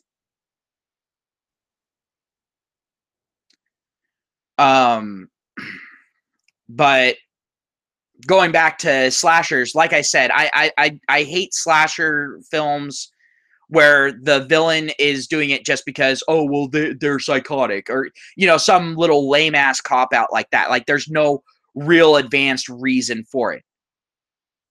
Like, I liked the movie I Know What You Did Last Summer. I really liked that movie. Um, Actually, I liked the entire series, but that's beside the point. The Scream movies, not so much. Uh, like, I'll never watch Texas Chainsaw Massacre. Uh, Hills Have Eyes is another one that I won't fucking watch.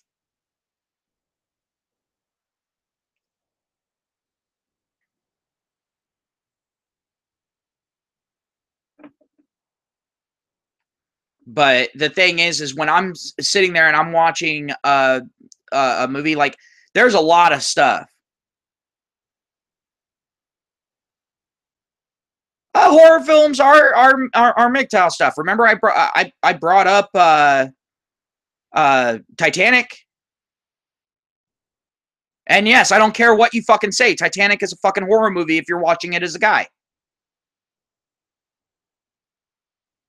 Um.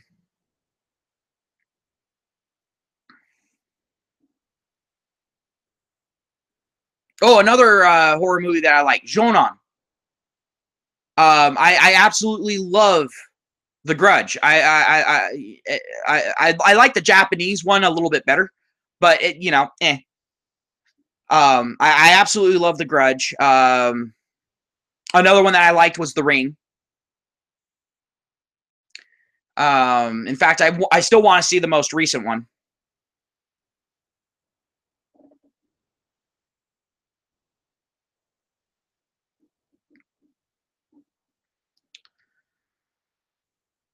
I absolutely loved Evil Dead, but I looked at that as more of a comedy, just because it was. Like even the newest one, it was a comedy. I went and saw that one in the theater.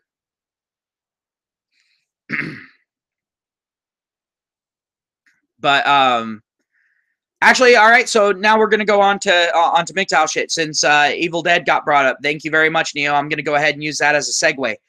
Um, I actually watched a thing, and funnily enough, it was on Game Theorists.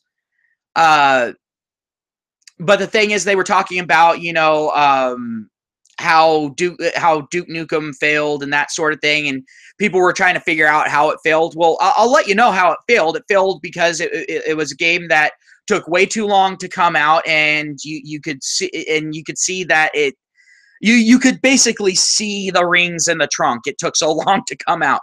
But people were sitting there and trying to say that Duke Nukem, the main character, the character that you play as, is a bygone relic and that sort of thing.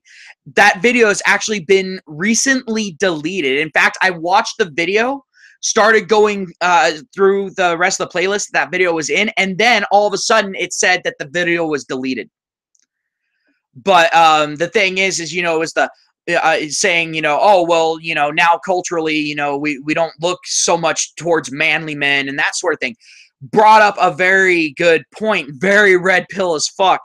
And the thing is he was bringing up, action hero movies and that sort of thing. Now we're more into stuff like, the Matrix, where the characters, not this super hyper testosterone guy and all that sort of thing, holding a fucking machine gun, but more of the scrawny, more beta male level of fucking quote unquote hero. Um,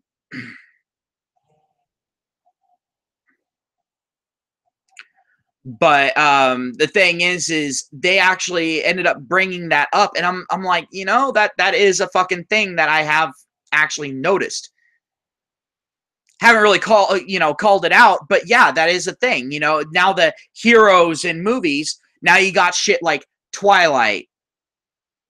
You've got and it's not just in that; it's also with other stuff. Like they're trying to more feminize major superheroes. Like Superman has been getting less and less buff throughout the fucking years. Let's just be fucking honest.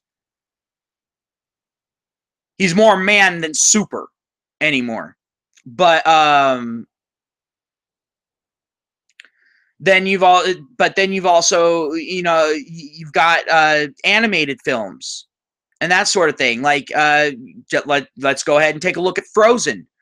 I mean, go ahead and look at it. The more manly man, quote unquote, ends up being a main baddie in the thing. He ends up actually being the main bad guy, whereas the guy who's very very much so pussy pass acceptance for lack of a better term at this point, ends up being the good guy, one of the heroes of it.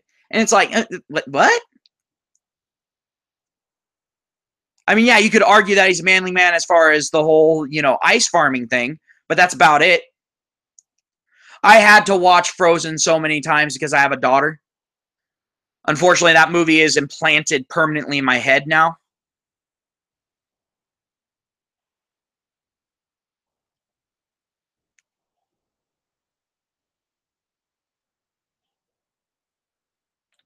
But yeah, it's all like now for, a big buff guy in most movies, he has to either be exceedingly stupid or he has to be a bad guy. It's one of the fucking two. And it's all like, are you fucking serious?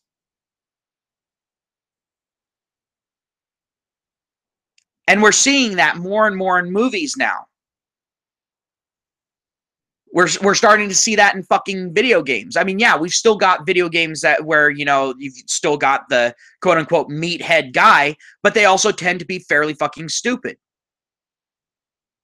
Not necessarily to, Duke Nukem's level of retarded, but it's still, the buffer guys tend to be the retarded ones, and the skinnier guys tend to be the quote unquote hero, and they tend to be more intelligent and so on and so forth.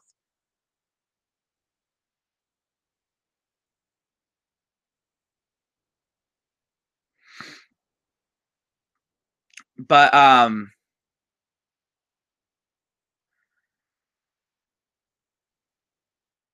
and now they're sitting there and they're trying to say, oh look, this movie has a female protagonist. It's all like, okay, there's other movies, there's plenty of fucking movies that have had female protagonists.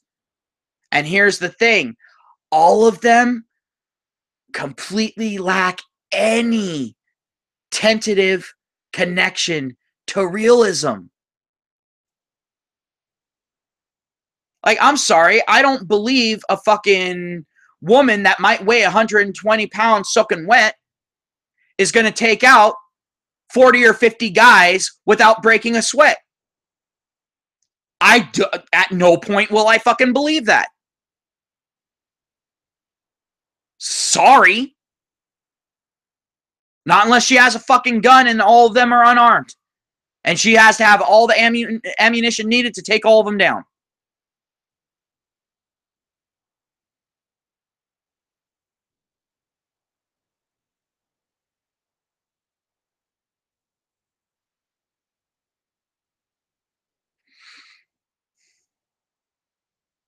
But it's just one of those things. I actually noticed that. And the thing is, game theorists brought it up, and they've just, like I said, they just recently deleted the video. Wonder why. But yeah, they accidentally were sitting there and red pilling people. They were sitting there and going, yeah, look, masculinity's gone. Masculinity has been drummed out of media.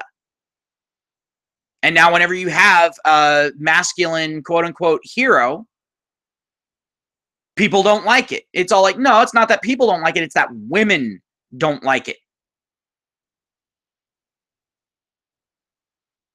And a lot of people like to sit there and say, oh, well, Master Chief's hella manly. It's all like, yeah, until recently, and then they fucking neutered him.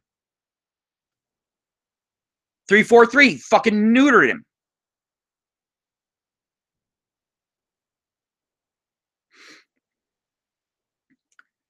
And we're seeing this over and over and over again. I mean, you've got sitcoms where the husband is always the bumbling fucking idiot, and the woman is always the calm, level-headed one that's hyper intelligent and has to fix the guy's messes. Yeah, okay, all right.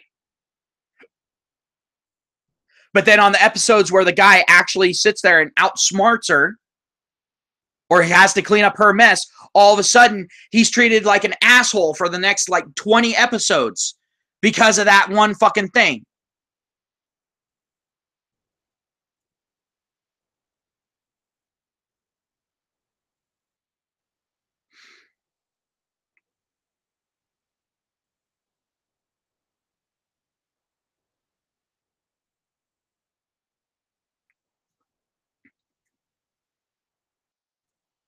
But the thing is I absolutely am getting disgusted at the way that media is going. I mean, at that point, it's just becoming straight up fucking brainwashing.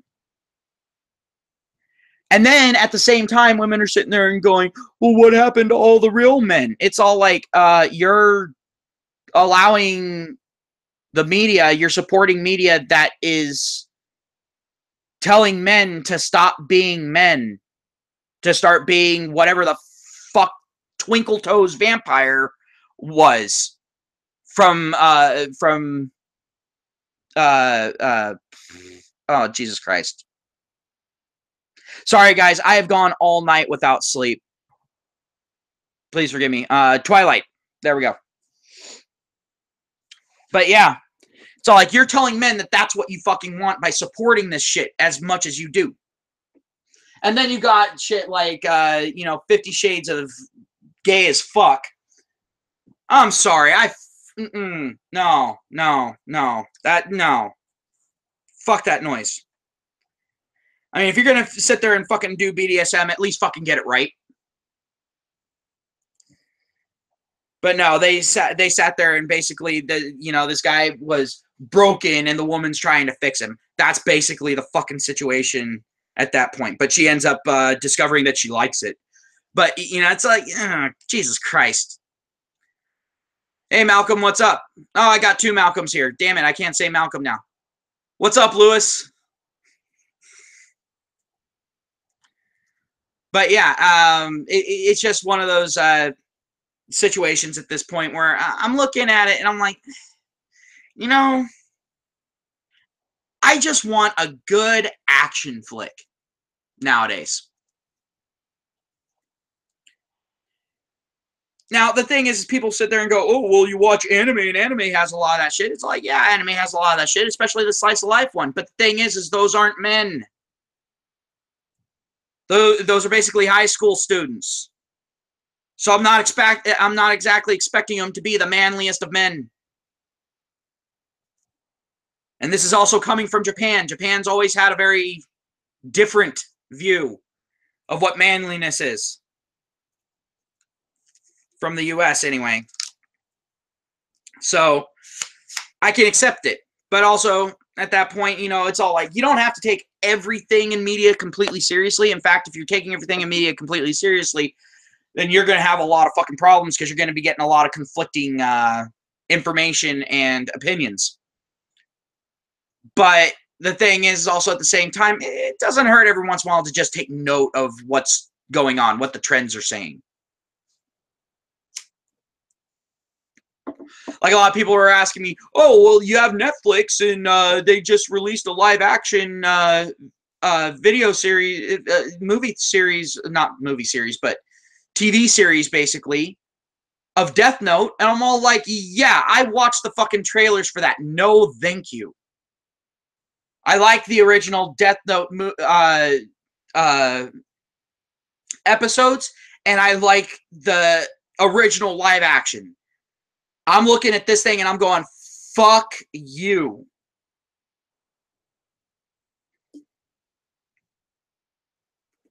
And while I'm on live action videos, I promise I won't stay on very long, guys, so don't go ahead and hit dislike and all that sort of shit. But the thing is with Dragon Ball, they turned Goku, this not exactly the manliest of guys, but it's somewhat manly when needed, into a whiny little emo bitch. Really? Goku? Really? I mean, I know that his character was voiced by a woman. I know this in the anime. But still, the thing is if you're going to sit there and go off of that, then I fear for if they make a Popeye movie. Because a lot of people don't know this, but the person that voiced Popeye was a woman. Yes, this is true.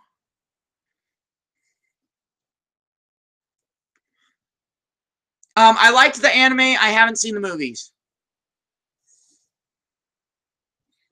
Neo for Ghost in the Shell.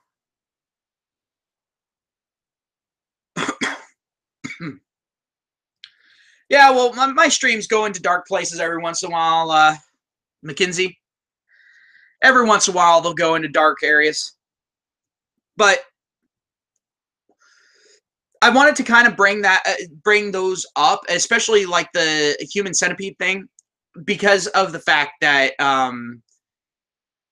that movie actually, I think, portrayed women's nature very well. And that's the reason why I brought that up. And then I went into the slasher thing because this is all I get. Fuck slasher films. I don't know. Maybe I should go ahead and start a third fucking channel and make it about, about kind of like movie critique and shit. That could be fun. But I don't watch enough movies to really do that. So I slip it in here. But I mean, hey, if you look at my channel, it says I talk about whatever the fuck I want to talk about. So I'm going to do it.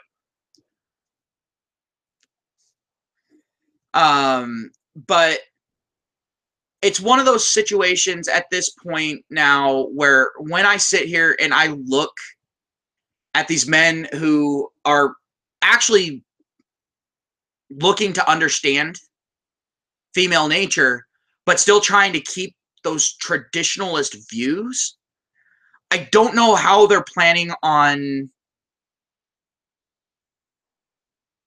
justifying anything as far as traditionalist is concerned. I really don't. I don't understand it. I mean, if you're going to acknowledge female nature, then you have to take a look at traditionalism and realize that traditionalism played right into it. It was based around it. And it was based on exploiting the protector nature of men.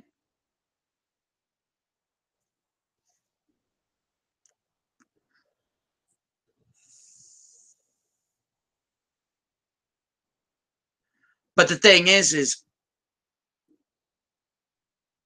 at least a lot of these red pill traditionalists realize when they go way the fuck off the rails and they're all like, all right, I don't really know what the fuck I'm talking about. This isn't an area that I'm familiar with. It's all like, yeah, no shit, it's not an area that you're familiar with, because at this point, these guys are going through these very real problems, and now you're trying to sit there and tell them to jump right back in. It's wrong.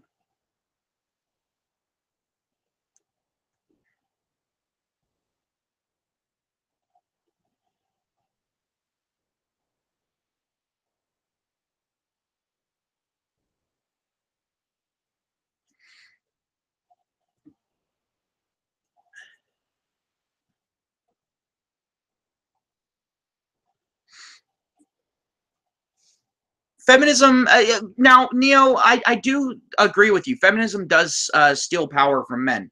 But the thing is we're also vastly overestimating how much power men actually had in the beginning. Because the thing is, I mean, honestly, take a look throughout history. A lot of the time, there was a woman calling the shots in a lot of the most fucked up situations that have happened throughout our history. And unfortunately, that's just the nature of gynocentrism. It's just one of those things. And the thing is men, because of gynocentrism, will willingly give up that power, and in some cases gladly give up that power. One of the things that I think people fear most about MGTOW in general, just the concept of MGTOW, is one of the premises is men dropping their self-inflicted guilt over something that they shouldn't even feel guilty about in the first place. That's how shit like feminism thrived in the first place, was men allowed themselves to feel guilty about something that they shouldn't even feel guilty about. That's the only reason why feminism has survived as long as it has. Well, that and piggybacking off of other social justice movements, which have all been very gynocentric to begin with anyway. I mean, hell, even Black Lives Matter is starting to show its gynocentric colors there. Now it's starting to go after straight black men, equating them to white people. And as far as Black Lives Matter is concerned, you equating someone to a white person is the same as someone equating someone else to a fucking pedophile nowadays, as far as in a conservative sphere would be concerned. Can't say much about the liberal sphere, since there are a lot of liberals that are trying to defend pedophilia and trying to normalize it. But that's for another video.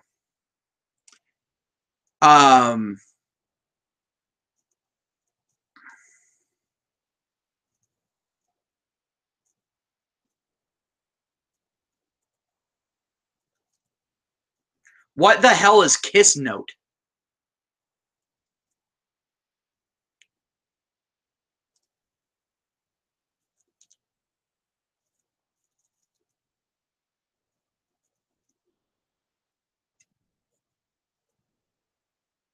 All right, I have not seen Kiss Note.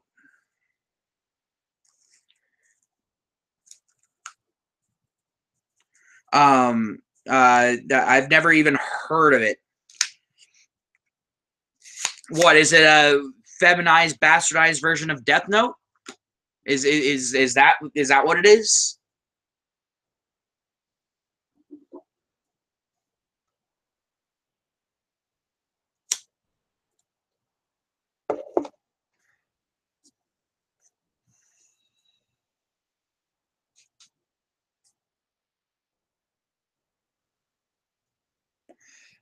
Oh yeah, no, I hear you, Ma. Ma says American Black community is up in arms because a lot of information has come out regarding elite Black pedophiles, and it's disrupting the racist idea that only whites can be pedophiles.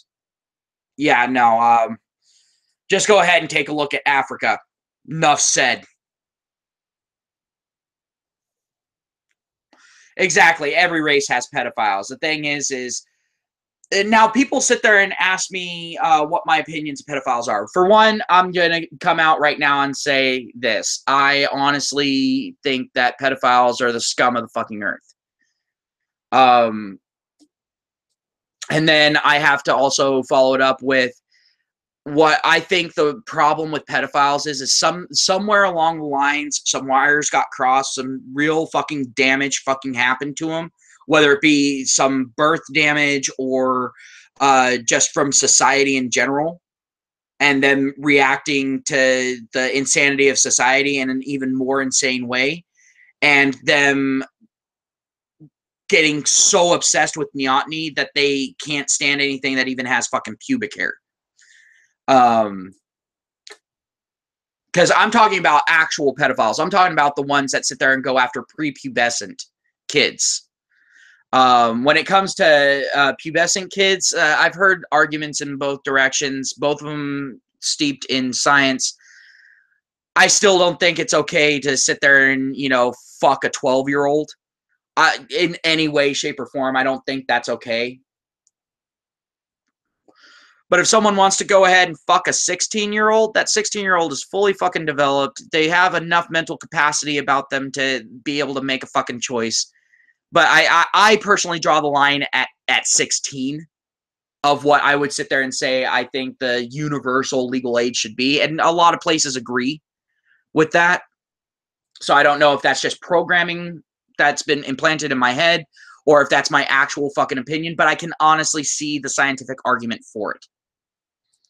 And just because there's a scientific argument for something doesn't mean that it's exactly moral. Because I mean, hell, there's a scientific argument that can be made that, if a man's able to overpower a woman and fuck her, then there you go. I mean, there's a scientific argument to be made there. Does that make it morally right? Not really.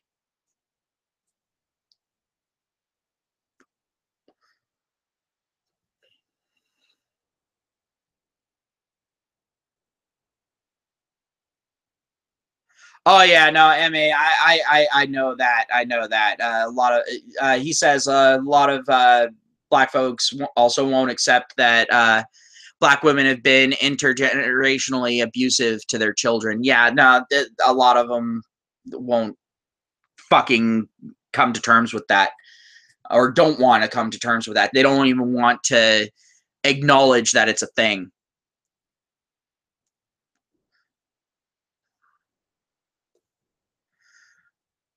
You know, I want to actually go ahead and see a statistic of white women versus black women as far as child abuse is concerned. I really want to see the statistic there, because they have statistics about, you know, like black people killing black people versus white people killing white people versus white people killing black people and black people killing white people. They have those out there. But I haven't seen any studies as far as child rearing is concerned. And I'm very curious as to why.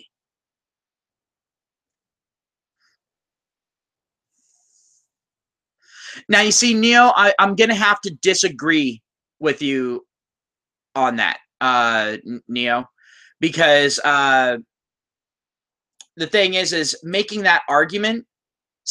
Neo says anyone you cannot marry openly, you should not be screwing. I'm going to have to kind of disagree with you on that, Neo, on the premise of, at that point, then you're saying that over in Muslim countries, them sitting there and, you know, fucking 9-year-olds is perfectly fucking acceptable because they can openly marry a 9-year-old.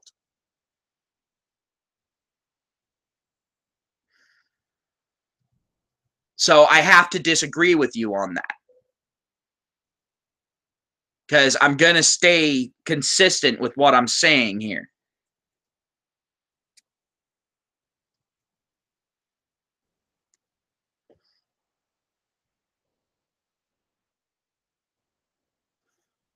And that's very true, misanthropic. Studies that shed light on women negatively are avoided or never pursued altogether. Either that, or they're pursued, and then when it comes out that it's negative, they're buried.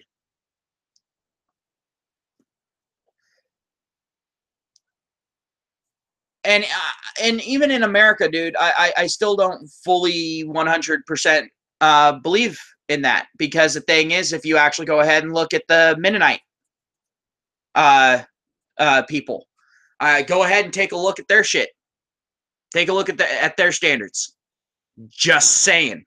And that's legal because it's their religious practice, and they're living in their own little religious colonies. So you can't even say it about America. You can't say it about anywhere in the world,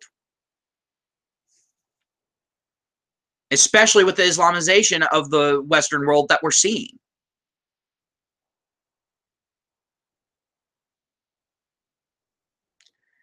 But no, that's just that's one of my primary issues with Islam, is the whole underage marrying thing. I can't get behind that. That's no, that's just wrong. And the fact that it's all like, oh yeah, you can't fuck them before they're 9, but you can thigh them. And if anyone's curious about what thiging is, it means they can go ahead, get a fucking hard on, stick their dick between the kid's legs, and start fucking away. And I'm not talking about like actually sticking it in them, but actually squeeze the kid's thighs around their dick. And yes, they can even do that to very, very young children. That is a problem. I know not every Muslim sect practices that. I know that. I'm gonna go ahead and put that out there right now. But the thing is, if you actually look at Islam, that is a fucking thing. And in Muslim countries, that is fully fucking allowed. In at least the vast majority of Muslim countries.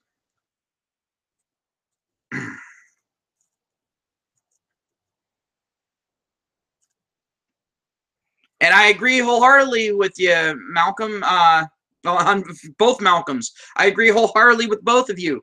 That is gross. That children are not for sex. I fully fucking agree.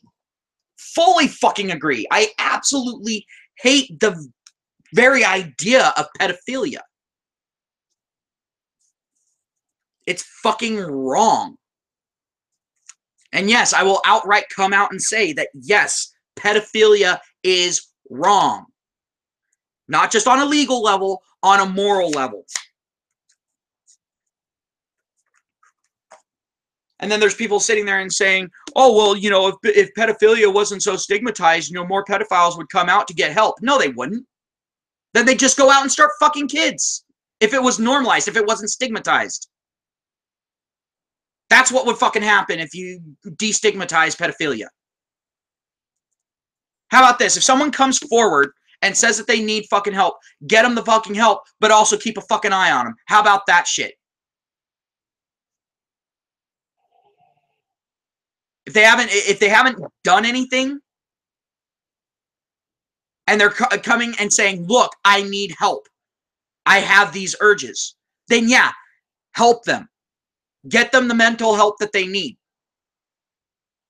Go for it.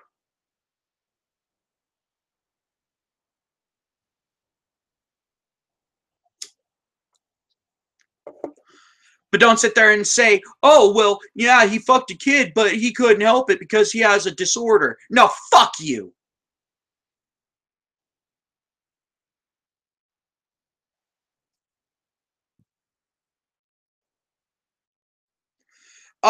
MA, I don't think that you can be much more radical on this subject than me. I really don't think that you can be more radical on the subject of pedophilia than me.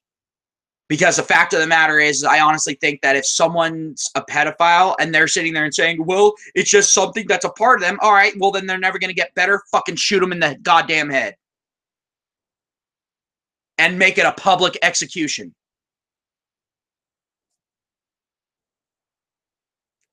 See how long that disorder lasts. See if it's something that can't be overcome.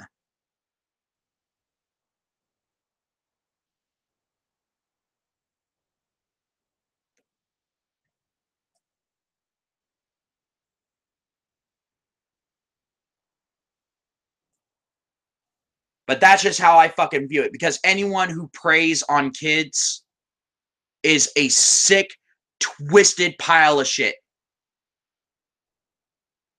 And we should not have to suffer their existence. That is my view of pedophiles. And I know that may not be the most popular opinion out there, but you know what? Fuck it.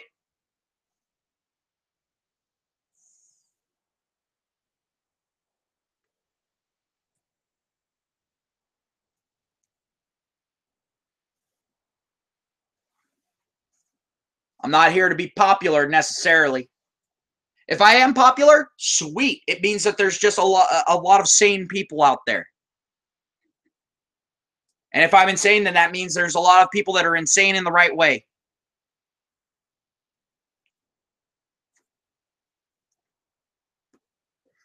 But again, that's just my view on the matter. Feel free to have your own opinions on this. But the thing is I'm not going to respect an opinion that sits there and says, oh, well, we need to try to understand pedophiles. No. What we need to do is take care of them. Get rid of them. Take them out of the system. That is my view of pedophiles.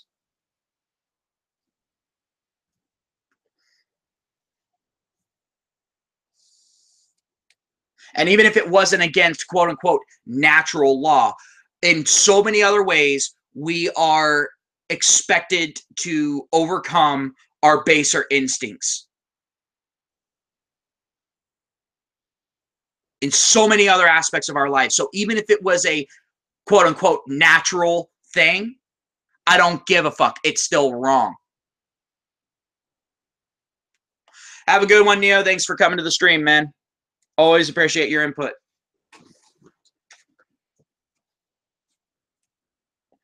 But, and I know a lot of people have a real hard time with this subject. I understand it, guys, and I thank you for bearing with me on it.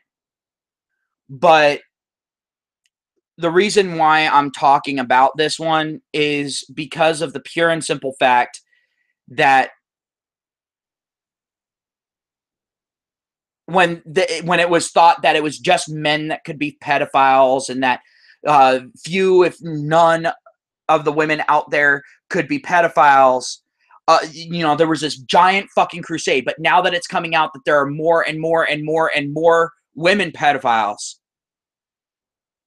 that more and more and more women are getting caught sleeping with kids and molesting kids.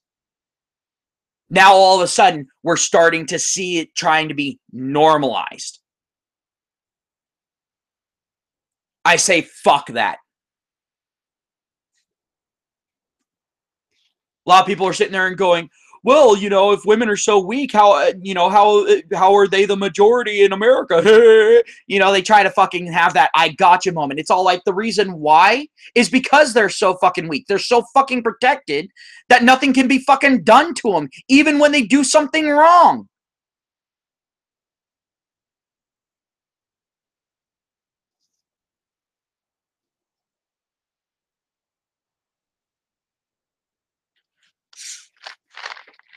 So yeah, it is because of their weakness.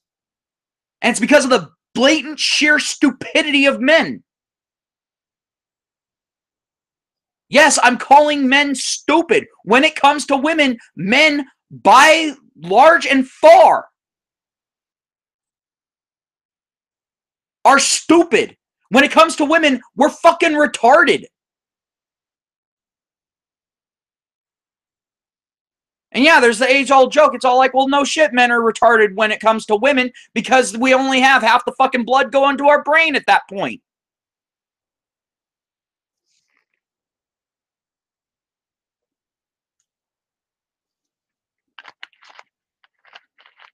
But yes, men, I am talking to you, my fellow men. We have been retarded when it comes to how we have dealt with women, with how we have dealt with gynocentrism. I'm glad to see that there are more men out there now that are starting to see this, that are starting to finally take steps to protect themselves. But at this point, we have to be on the fucking defensive because we handed over so much power to women that now we just have to go on the defensive and wait for women to fuck it up.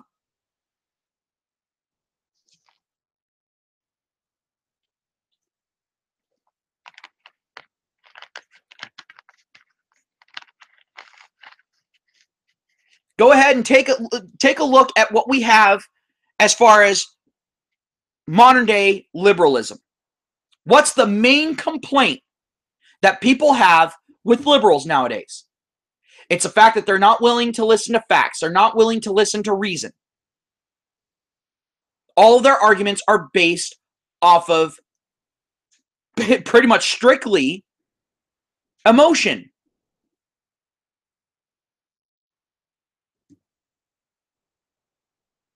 Where do you think modern day liberalism came from? Are men known to be strictly emotional arguers? No. That's not what men have been known for. There are a lot more quote unquote men, I use that term very fucking lightly, that are starting to argue in more emotional terms.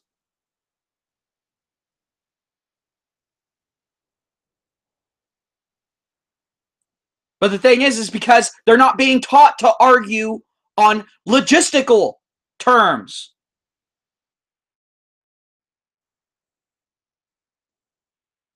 They don't think there's any other way of arguing. And when they come up against logistical arguing, it's all Greek to them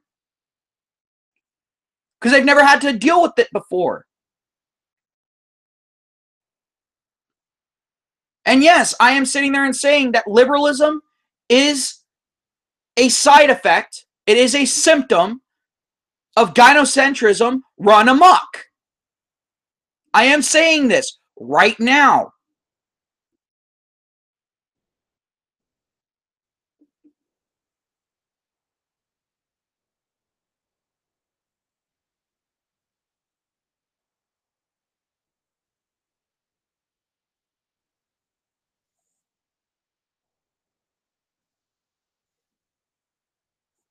I am so sick and tired of it. And then you got these men that sit there and say, oh, I'm red-pilled. And they demonstrate that they have the red pill knowledge, but then they fall back into traditionalism.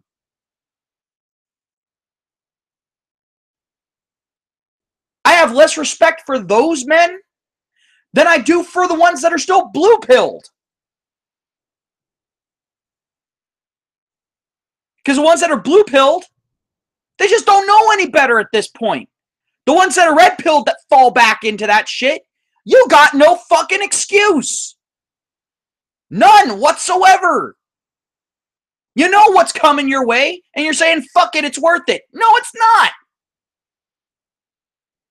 At no point does traditionalism pass the cost-benefit analysis. At no fucking point.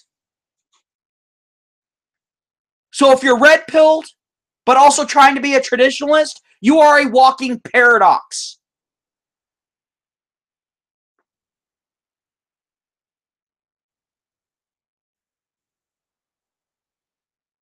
And remember, men have been viewed as nothing but machines, robots, for a long fucking time. Well, guess what? Machines and robots don't like paradoxes. They try to destroy them with a vengeance.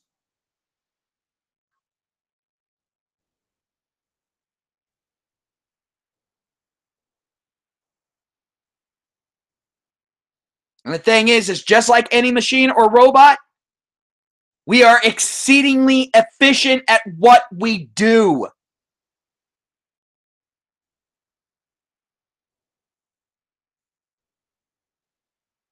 So yes, I'm calling out red pill traditionalists as being fucking morons.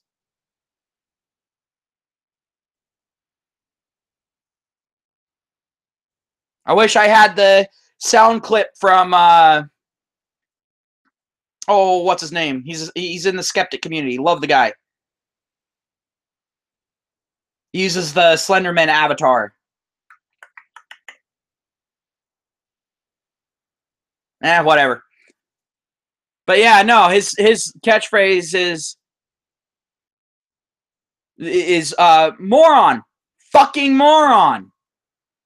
Yes, that is what I would use to describe red pill traditionalists.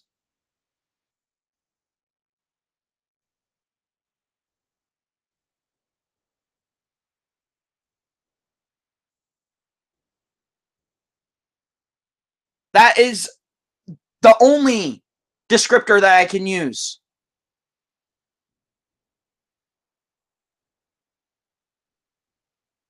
Undoomed. Thank you.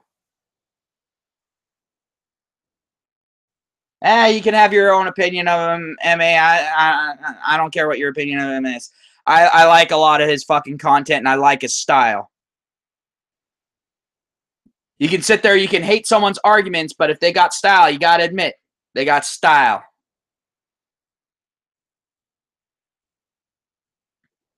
And I like his style. I like that blunt, straight to the point thing. But when it comes to red pill traditionalists, stop embarrassing yourselves. Just stop.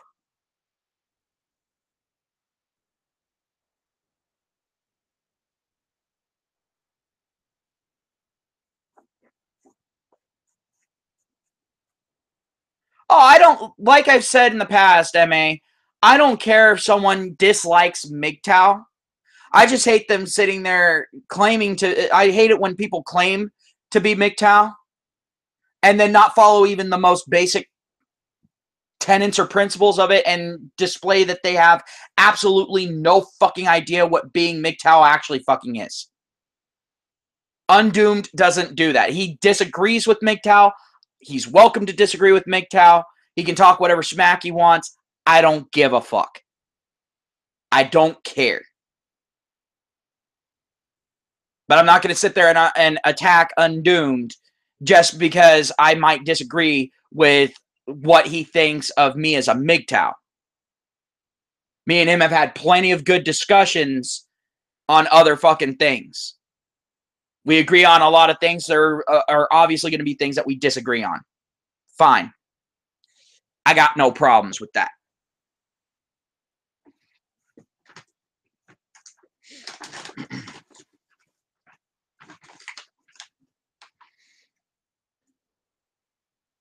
But also at the same time, like I said, I like his style.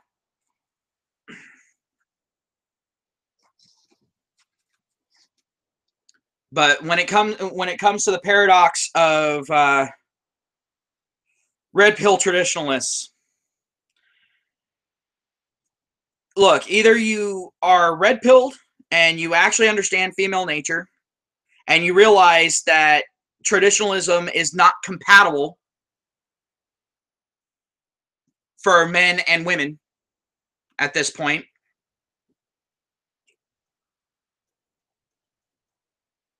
or you choose to be a fucking traditionalist and just ignore everything that you learned from being red pilled and make the whole process of being red pilled and all the bullshit that comes along with that pointless. And no, this isn't a you're either for me or against me argument. It's not even that. Not even remotely close. What it is it's me saying, if you have the fucking knowledge and then you argue against that knowledge because you're too addicted to the fucking pussy, fuck you. Stay the fuck away from me. I don't want to be anywhere near that ship when it does sink. Because I've also noticed now it's starting to affect guys. Whenever shit goes fucking down,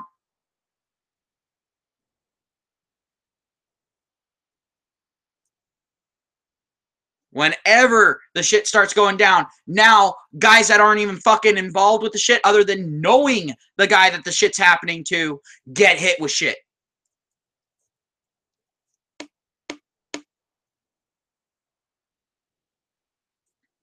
Hell, one of my buddies that's going through a fucking divorce right now. A couple of months ago, when things started going real south, south real quick with them, she sat there and tried to talk smack, saying that I was hitting on her constantly. At no point was I ever hitting on her. For as long as I've fucking known her. I've known her for about maybe 2 years now. At no point did I ever fucking hit on her. Anytime I said anything positive about her, it was while her husband was right there. And me sitting there and saying that she had a lot of neotenous features. That's the only time I fucking said anything. Because they were curious about what neoteny meant. So I used her as an example. Because at that point, she had a lot of neotenous features. Relatively small build. Rounded face. Eyes that are somewhat large for her body and head size. Her mannerisms. All that shit. So I used her as an example. Apparently, she thought that that was me hitting on her. No. I don't hit on women anymore. I haven't hit on women for a while. I can understand where the confusion might have happened.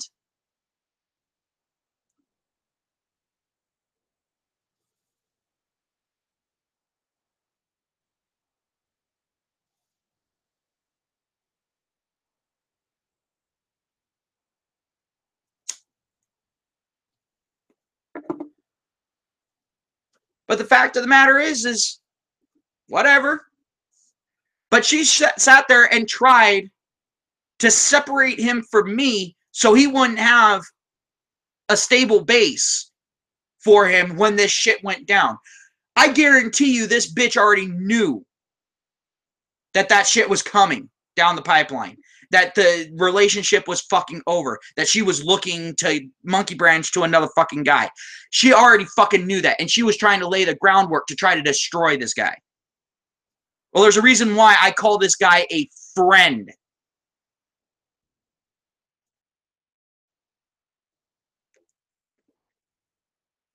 The reason why is because this motherfucker is actually strong.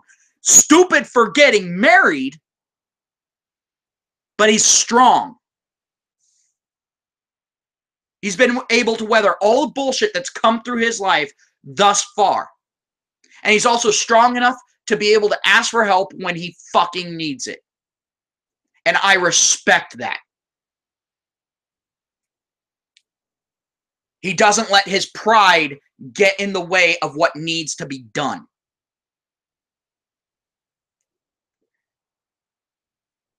So yeah, there's a reason why I call him friend.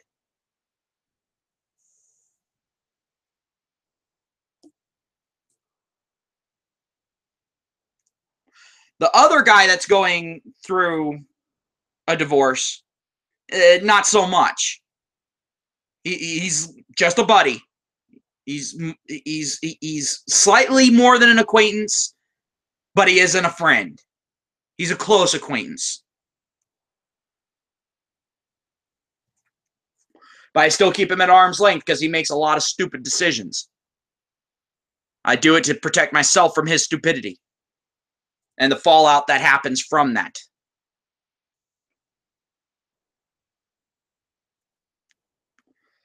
One of them might go ahead and eat a bullet, but the one whose wife, soon to be ex-wife, tried to sit there and say that I was hitting on her, that motherfucker, I got no worries about him. He'll just keep on trucking.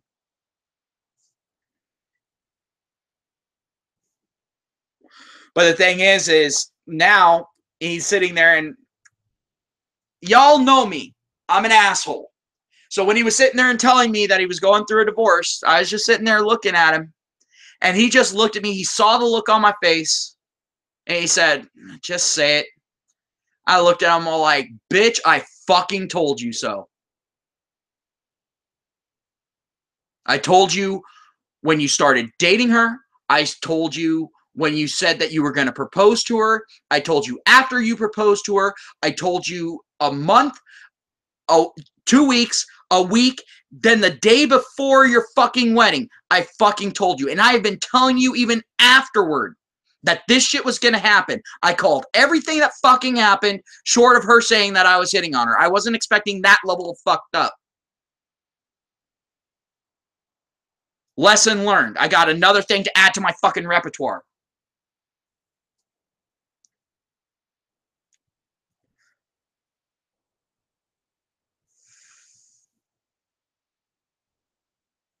But the thing is his relationship went almost exactly with the timeline that I gave him. It was only off by like a couple months.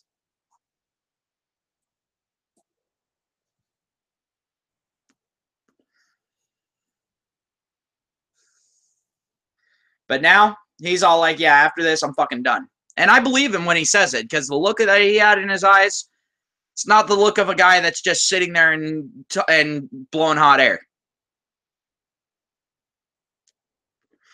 In fact, at some point, I might actually have him on a live stream so he can go ahead and let you all know exactly what fucking went down and how it went down. And I can vouch for him that this is how it went down because he's been keeping me in the fucking loop. And he's shown me his fucking evidence of it. Hopefully I can get him on here so he can prove as a warning to guys that think, oh, well, you know, maybe I'll be the lucky one. Here's the thing. If you're having that fucking thought, if you're saying, maybe I'll be the lucky one, guess what? You're going to be nothing more than a damn chump.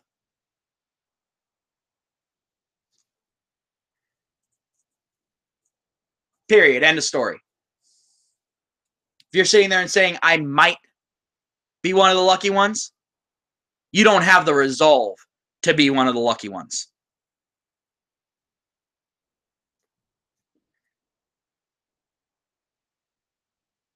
So have fun with that. Because you can sit there and say, all right, well then I will be one of the lucky ones. Unless you're honestly thinking that in your heart of hearts, you don't stand a fucking chance. You can lie to me, you can lie to yourself, but you can't lie to reality. And if you're going out there looking to be one of the lucky ones, women are going to see that and they're going to pounce on you. They're going to take full advantage of you and they are going to make you pay for your poor decisions. Socially, mentally, sometimes physically, all of it.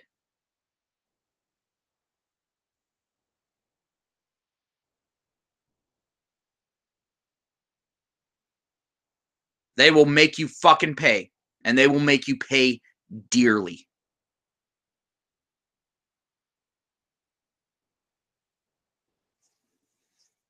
Now, there are going to be some people that sit there and say, oh, well, not all women are like that. You know what? Every woman has female nature. Whether or not they can overcome it, that's a completely different story. Just like all guys have male nature. Whether or not we can overcome it is a completely different fucking story.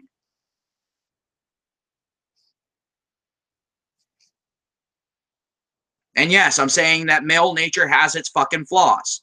Because one of the parts of male nature has got us where we are today. And it's the protector part of us.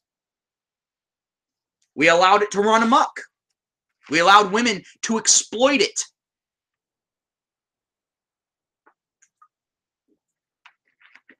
If we hadn't, then when women sat there and said, well, we want the right to vote, we want all the same things that men have had, we would have sat there and told them to shut the fuck back up and get back in the kitchen.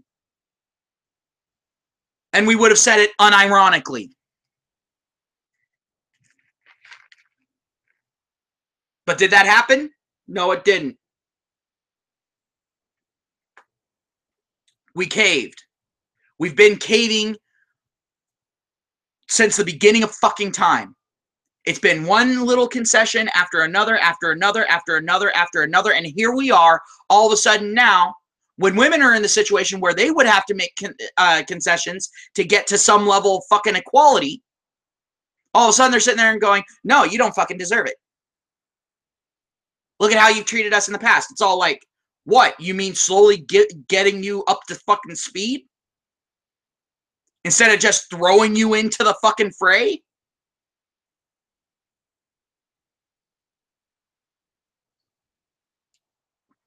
Oh, MA, have you seen the meme about the fastest way to confuse a feminist? Fastest way to confuse a feminist. Tell her that you absolutely refuse to allow her to make you a sandwich. And then just watch the smoke start coming out of her ears because of the gears grinding against each other.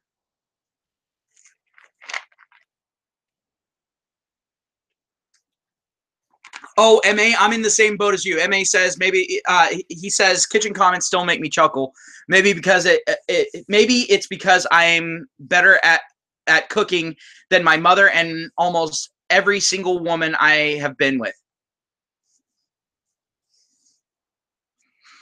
But the thing is I'm in the same boat as you. A lot like whenever I fucking cook, the women that I've been with, they've always wanted me to start cooking full time. And I'm like, no, I'm not going to fucking cook full time. You need to learn how to cook. If you want to learn how to cook, I'll teach you. But that's where the limit is. I'll teach you how to fucking cook. But that's your fucking job. If I'm the one out there going ahead and making the fucking money, guess what?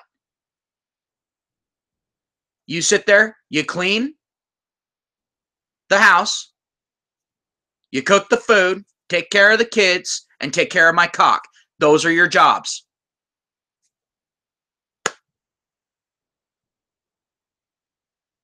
That's your contribution.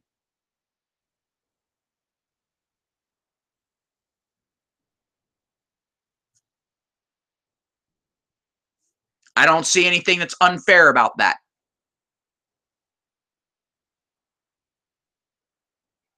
Because the thing is if I've got constant blue balls, I'm not going to be able to concentrate all that well at work. That means my job performance is going to suffer. That means I'm not going to get as many promotions. I'm not going to get as many raises. That means less resources that I can bring in for me and her. So it's in her best interest to keep my balls drained.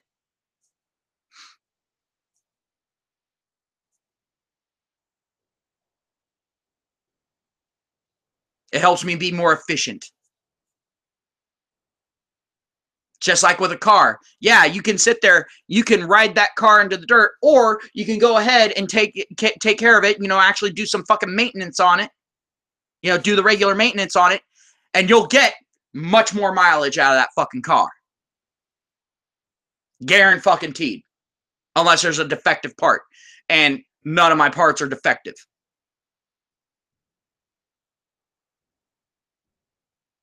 So when this old jalopy breaks down, it's because it wasn't taken care of enough.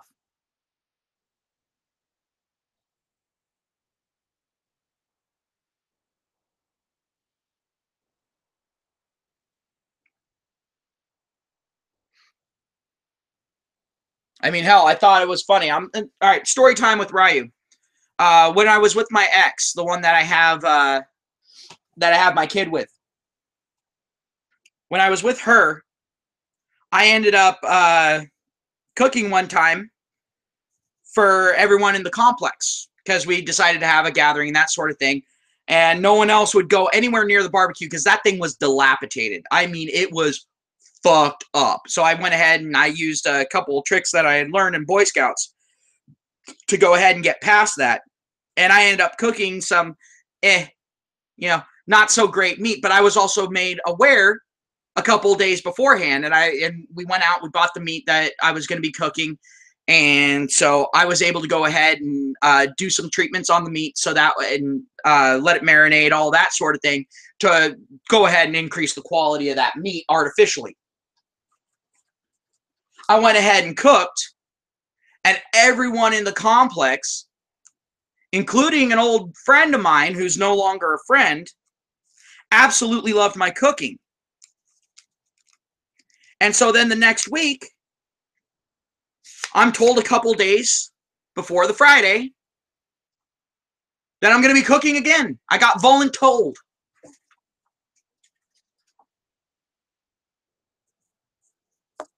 I said, oh, hell no. Fuck that noise. Because the thing is, I worked on Fridays. And I worked my 8-hour shift on Fridays. I wanted to fucking come home, spend some time with my daughter, spend some time with my ex, who wasn't my ex at that point, and play a few video games. I didn't want to sit there and spend all my time fucking cooking for other people.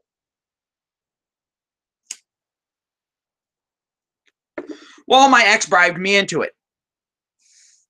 The only way that an ex can.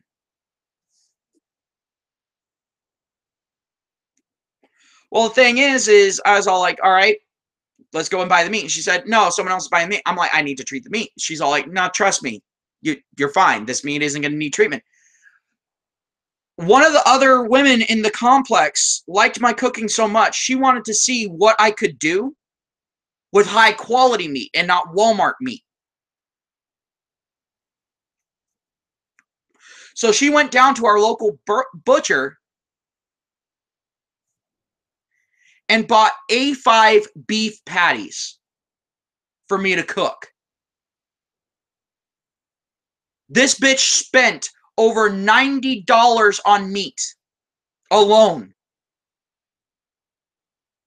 Now, in the complex that I lived in, it wasn't exactly a high-end Ritz style complex, all right? But this bitch was willing to invest that because she wanted to see how good I could fucking make that shit taste.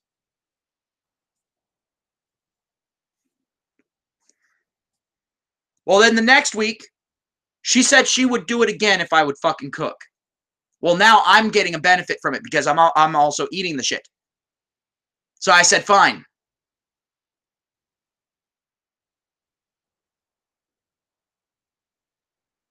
Have a good one, MA. Have yourself a good one. But the thing is when I went ahead and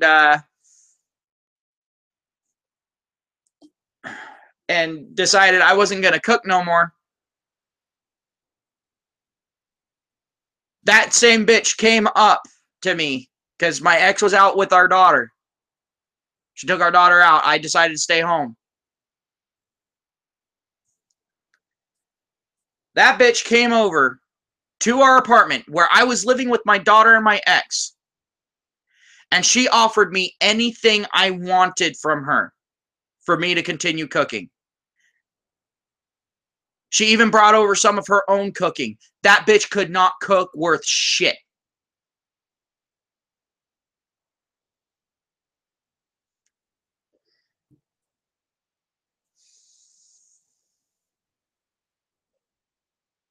Oh, you leaving too, Mackenzie? Yep. All right, cool. Well, if you watch later, Mackenzie, later. But yeah. And this bitch was friends with my ex. And yet she was offering that shit.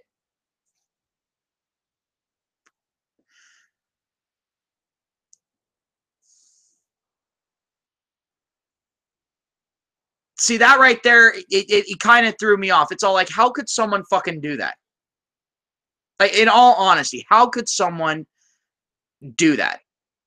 Be friends with someone and then offer that person's partner sex. It didn't sit right with me, still doesn't sit right with me, and I still have a hard time fully grasping that situation.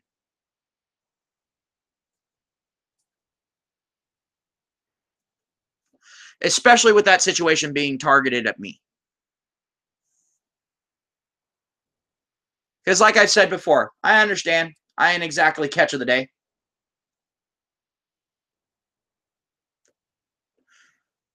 What do you mean, Malcolm? What do you mean your nightmares came back to life?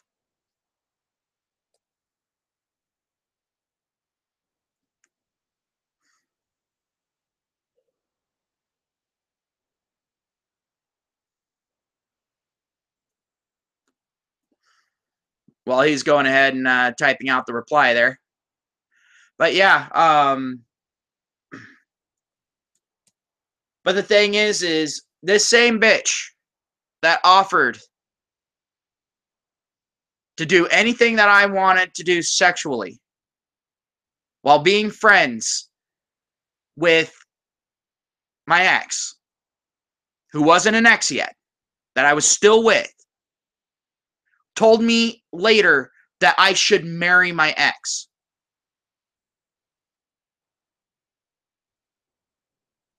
She had the sheer audacity after trying to pull that to try to have a talk with me and say that I should marry my ex.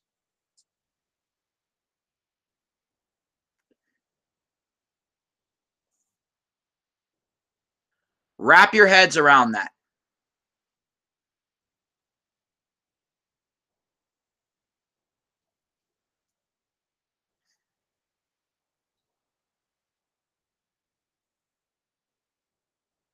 This woman that was willing to sleep with a taken man in the very house that he lived in, or apartment at that point, in the same space that he lived in with his child and the woman that he loved, so he would fucking cook for her, was trying to tell me who I should marry.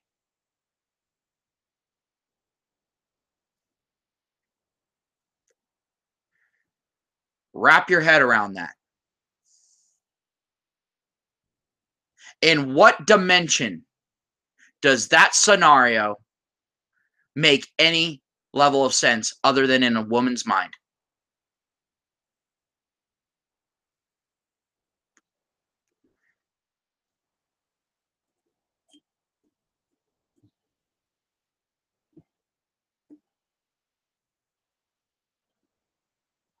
But why in the fuck would someone that just did that think that they could sit there and give relationship advice to the very person that they tried to tempt with sex? That they tried to get to cheat on their partner in the very house where their partner and them and their partner's child lived.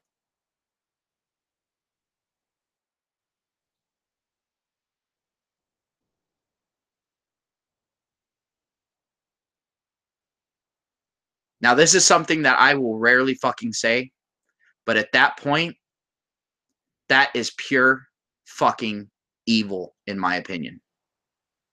And it is very rare for me to call something evil. I don't know if I've even done that on this channel, legitimately calling something evil and not saying it ironically.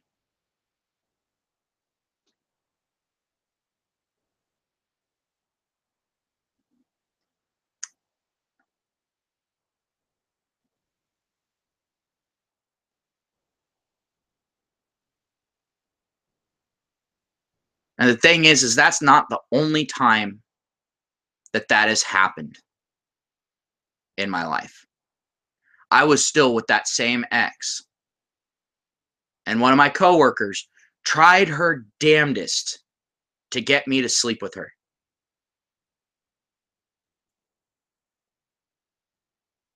She set up every conceivable situation that you can imagine.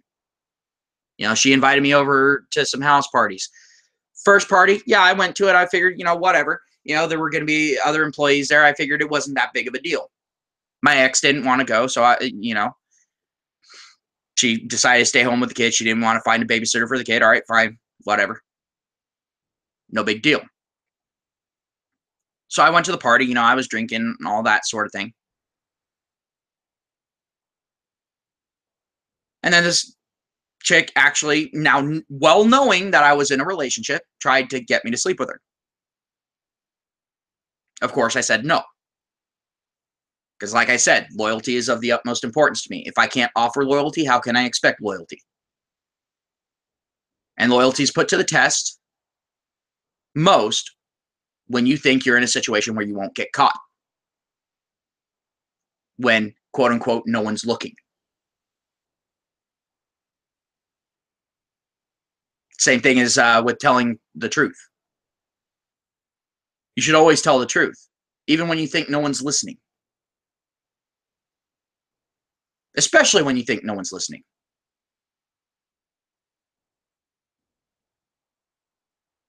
Because then if someone is listening and they hear that you're still telling the truth, then you're going to have a lot more respect from them. You're going to have a lot more clout.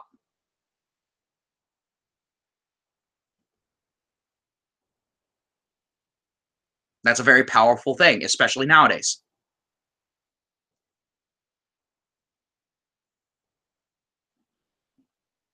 But of course, I didn't sleep with her. I then ended up going to another party. My ex went with me. We got a babysitter. And while my ex was there, while my ex was, talking to some of the other people there, I went ahead and was looking for the restroom. Went into the restroom. Came back out. And waiting in the hallway was this same woman. She was trying to get me to sleep with her again, this time with my ex there. Of course, I said no.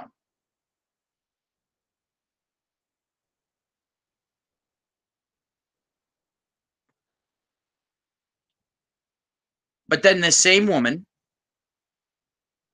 a couple months later, decided that she was going to tell me that I should marry my ex.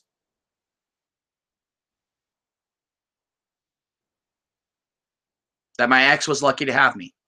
She never once asked me if I thought that I was lucky to have my ex. It never even occurred to her that I might not actually be happy in that relationship, which I wasn't. At almost no point in that relationship was I happy. In fact, if I'm being completely honest, I was miserable. I was being abused, sometimes physically, but mostly verbally and mentally and emotionally. I was being sexually neglected. So saying no to offers of sex was really fucking hard for me.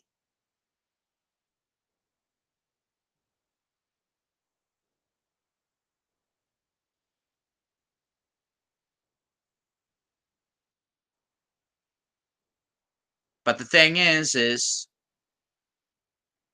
I stuck to my morals.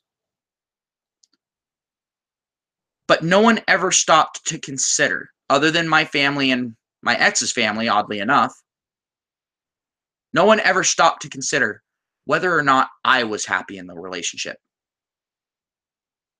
Everyone was telling me that I should marry her. They didn't even know what I really thought about the relationship. They didn't know about the problems that were going on in the relationship. They never even cared to ask.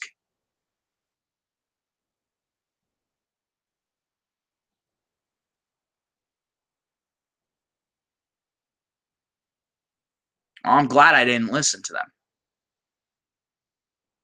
Because then I would be one of these motherfuckers that would be paying alimony on top of child support, and I would have lost half of my shit. Luckily, my ex didn't know about common law marriage. And luckily, no one told her about it. So I got away scot free. That's the reason why I say I'm one of the lucky ones. Not many men can sit there and say that they went for that long of a period of time and got away scot free. Which I didn't get away fully scot free. I mean, I have my child support payments, but I also have a daughter that I love dearly. So, whatever.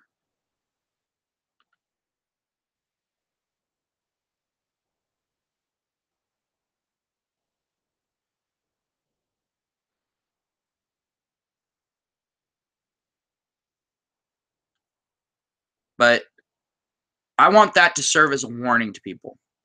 Don't let other people pressure you into getting married or getting into a relationship or moving in.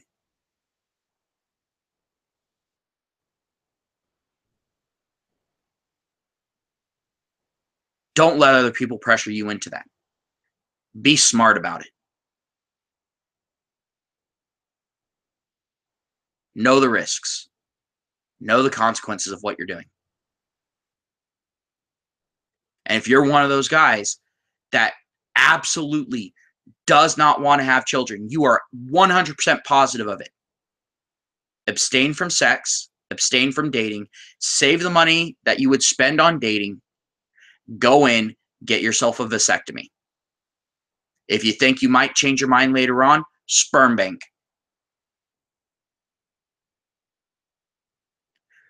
Be as safe as you can be.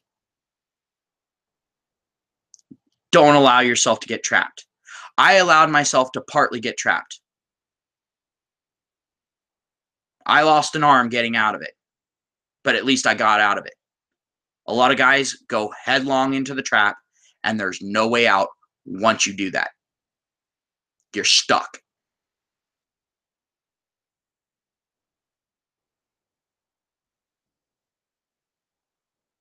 And don't think that just because you might be a blue collar worker or have a little shady job, that women won't go after you. It just means you'll be one of many that they go after. If they're one of the women that, one of the many women, I do have to put that modifier in there, one of the many women that will go after you for your resources, then you'll just be one of many. Some women look at quantity over quality and prefer it that way. Some women go strictly for the whales, you know? They go all Captain Ahab going after Moby's dick.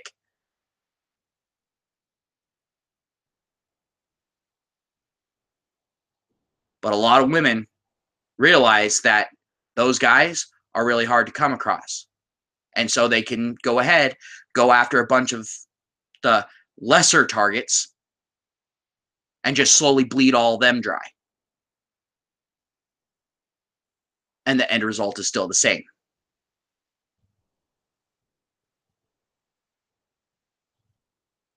So be careful, be smart.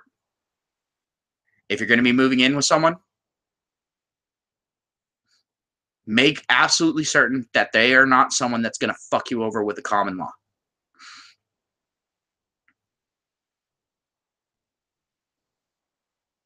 Make sure that it's another male, because it's much more difficult for a male to pull that shit off than a female.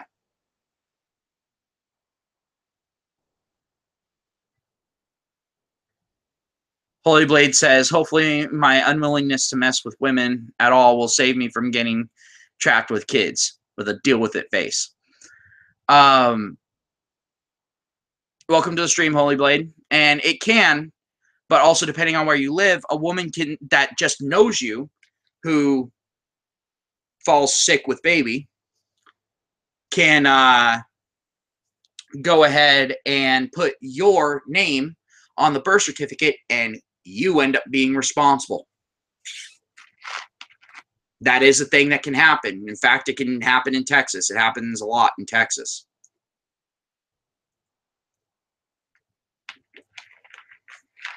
I forget exactly where you live, Holy Blade, so forgive me on that.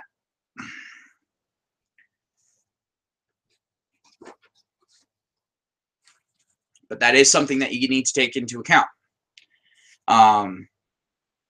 So if you're sitting there and you're looking at your paycheck and all of a sudden there's a child support payment coming out, on that first paycheck, you go in and you challenge that shit.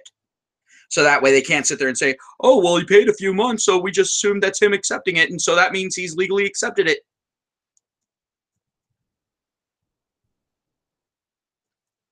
Yes, that is an argument that they make. If you don't sit there and keep a close eye on your shit, and they've hit you with some random bastard's child support,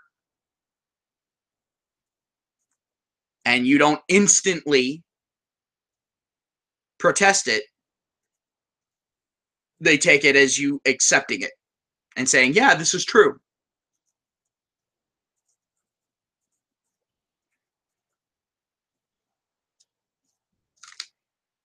So do be careful. Like I said, be smart. Pay attention to your surroundings. Make sure that you're not going to get blindsided. Me, I wasn't so much blindsided. Me, it was the condom broke. And that's the reason why I'm saying, if you are absolutely positive that you do not want to have kids, snip, snip. Trust me. If the thing is, if I had known about MGTOW philosophy and all that, if I had been red-pilled in my younger years, for my 18th birthday, what I would have asked for was a vasectomy. Or I would have just asked for money from everyone, and I would have then spent that money on a vasectomy. Period. End of story. My life would be very different from what it is right now. But I also would probably have an STD at this point too. Like, let's be honest. When I was young, yeah. See, I hate condoms now, but I now demand that condoms are used. Whereas younger, if I got to go in raw, oh yeah, I took that opportunity. I was really stupid when I was young. Not saying I'm not really stupid nowadays, but at least in that regard, I've wisened up. And I know that the younger someone is, the harder this stuff is to really conceive. You know, it's really hard to comprehend it. Because a lot of the younger people tend to sit there and think, oh, well, that won't happen to me. That happens to other people. That won't happen to me. Uh, yes, it can. And if you're sitting there and saying it won't happen to you, then it more than likely will. Just saying.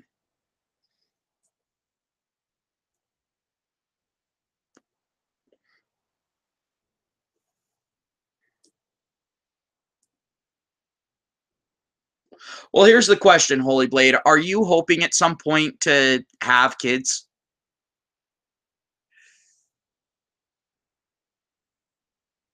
Because the thing is getting really high quality condoms, it's still only a 99% effective thing at best.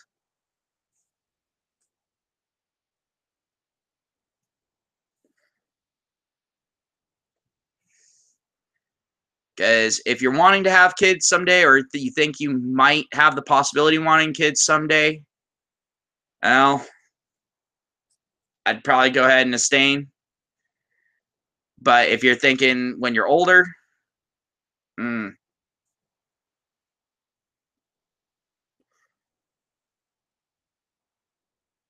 and Bullet Machine brings up a very good thing here. Never dump your used condoms at her place. Take them home with you. Also, never use provided condoms. Exactly. Only use condoms that you have, and you alone have had control over. If that condom's ever been out of your possession, it's dead. In nursing, there's a thing called sterile procedure. Basically, what it is as soon as you look away from something, if you turn your back on your sterile field, the whole thing's considered contaminated. You scrap the whole thing and start all over again. I think that that's an excellent way of looking at condoms.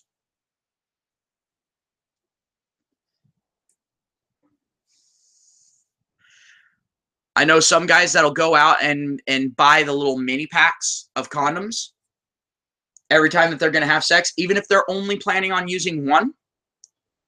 They'll go out and fresh buy one. They'll go out and fresh buy condoms. So that way they know that those condoms haven't been fucked with unless someone really fucked up came into the store and then, did little like needle punctures or something like that.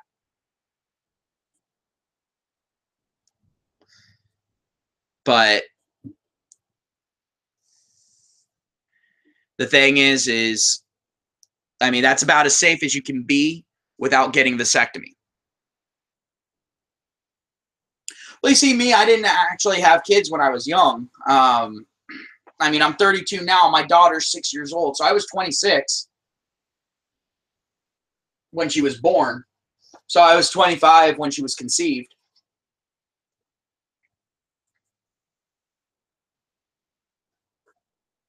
I don't consider that particularly young. I mean, yeah, it's a little on the young side, but at least for today's standards.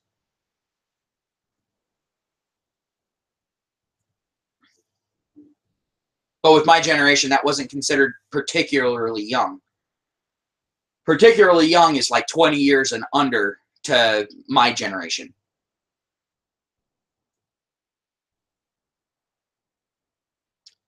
But yeah, I agree with you. Having kids at a really young age is actually really stupid. It limits you in a lot that you can do. But I also think getting married in general is stupid, but getting married young is even more stupid. Because at that point, it's all like, honestly, how much experience have you really had? I mean, obviously, you haven't really looked around all that fucking much. You're basically just settling early on. You're basically kind of going to a first come, first serve basis, and that is not a good way of doing relationships. Let's be honest.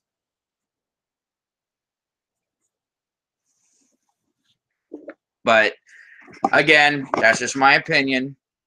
Feel free to disagree. Feel free to have your own opinion on it. Whatever. It's your thing. But I don't recommend getting married at all, but especially not young.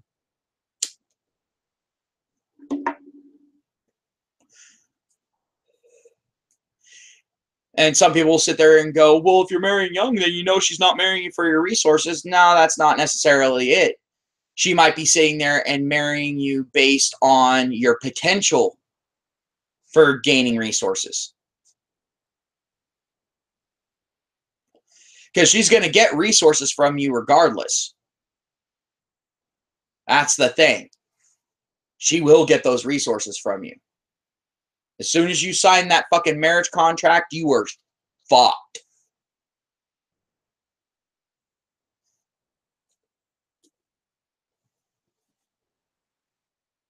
But a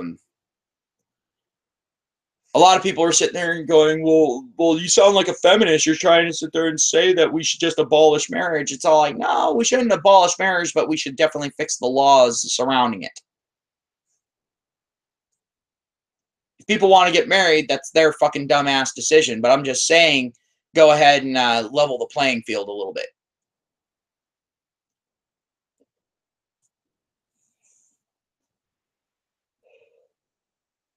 But that's always been my view on it. You know, I mean, I've never been much of a fan of the whole marriage thing. Even when I was blue pilled, I wasn't a huge fan of marriage. I mean, just like any blue pilled guy, you know, I sat there and I fantasized about, you know, having a good wife, you know, the whole white picket fence bullshit. But at no point were kids a part of my fucking plan. And that was stupid on my part. Me sitting there and thinking that a woman would marry me and be okay with not having kids, that takes a rare breed. And typically the women that are in that situation aren't the ones that a whole lot of guys want to fucking be with. Either that or they want to be with them for a night. Maybe a few months at a time. But that's about it.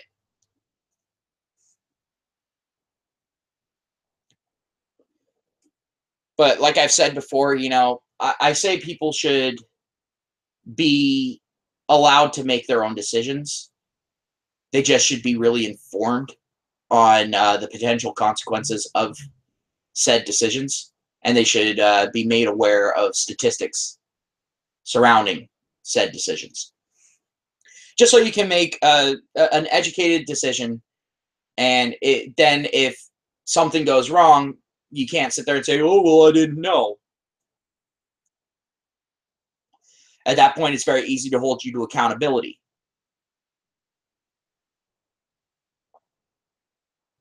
And as they've made it so abundantly clear, for the vast majority of us, the, oh, I didn't know, is not a valid defense.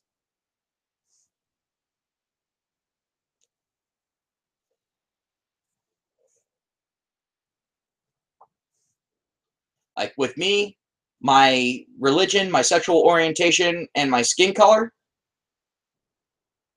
at pretty much no point could I sit there and say, oh, well, I didn't know, as a defense in any court whatsoever. I will not be given the benefit of the doubt. So, I've adjusted my way of thinking accordingly. But the fact that I've had to adjust my way of thinking in that manner is ridiculous. I shouldn't have to sit there and when I'm assessing a situation go, all right, this is what I am, so this is how I'm going to be fucking judged.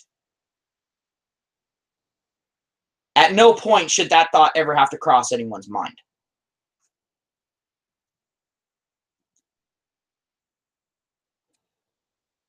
Unless you're talking about for a job position, at which point, okay, fair enough. You know?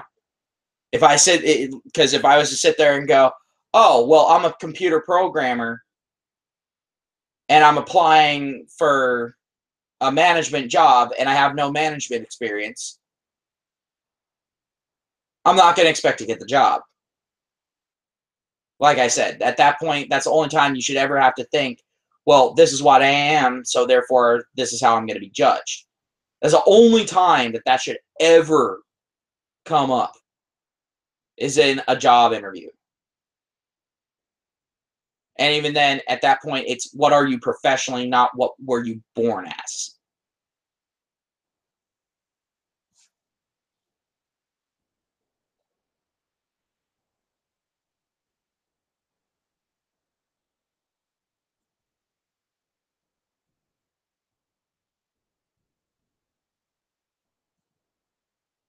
Other BM, who are you talking about there, Donald? Other BM?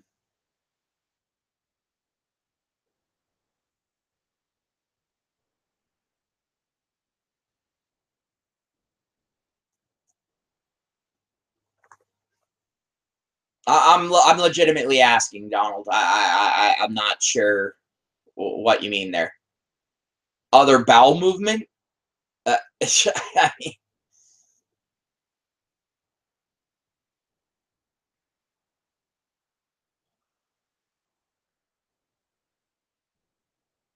so I don't know if you're. I don't know if you're saying other black men. Oh, black men. Yeah. Okay. Yeah. No. The thing is when it comes to the whole black men thing, like I've had a lot of people that have sat there and made comments, not on my videos, but on videos that I've watched, that are sitting there and saying, you white men need to get your white women in check, and so on and so forth. And I've always had to fucking respond with the thing that's gonna piss motherfuckers off. And it's all like, well, maybe if you were taking care of your own women, then we would have the time and resources to get our women in check. But since we're having to clean up your fucking mess, sorry. You know, you're sitting there pumping and dumping your bitches and then sending them in after us, then coming in and pumping and dumping our women, and then again sending them after us. We're kind of getting it from both sides here. You're the ones with all the fucking free time on your hands. You know? That always pisses people off when I fucking say that shit. But it's all like, yeah, then sorry, truth hurts. So I don't sit there and bitch about white men not having white women in check when black men have black women even less in check. Sorry. But at this point, it's just women are out of check, period. End of story.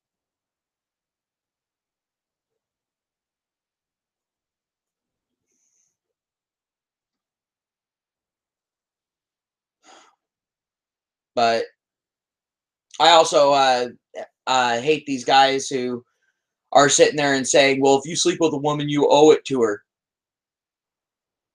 to marry her. And it's all like, no, I don't owe her shit.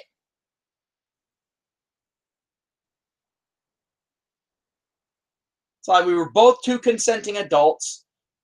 She wanted dick, I wanted pussy. We had that. We had that basically common goal there.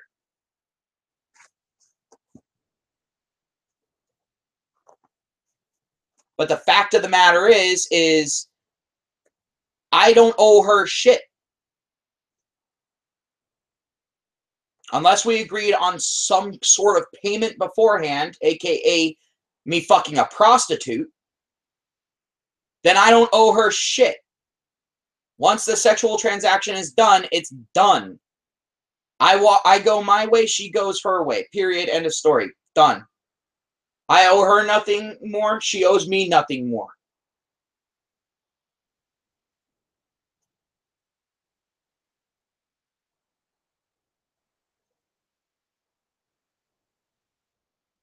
I hate this. I hate this whole. Oh well, if a woman gives you sexual attention, you owe her something.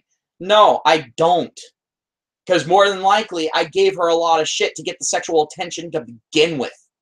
You know, going out, paying for dates, giving her my fucking time of day, giving her my limited time.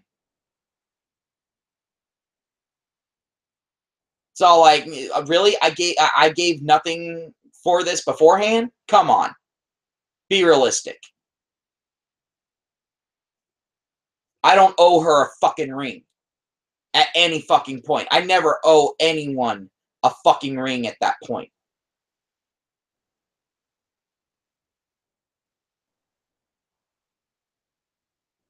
I don't think there should ever be a situation where a man has to marry a woman. Period. End of story. No one should ever have to marry someone else.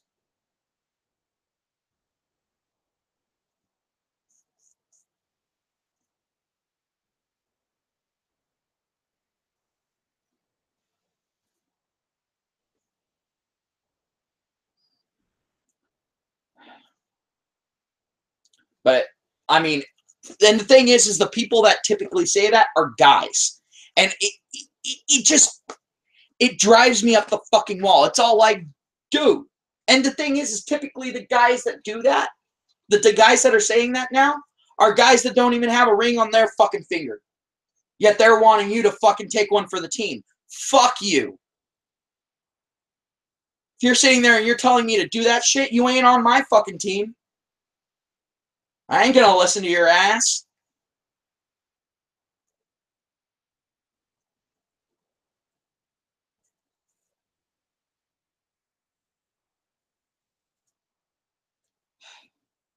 And then people wonder why I get irritated at it. It's all like, because this motherfucker's trying to tell me how to live my life, and he's telling me to do the exact opposite of him.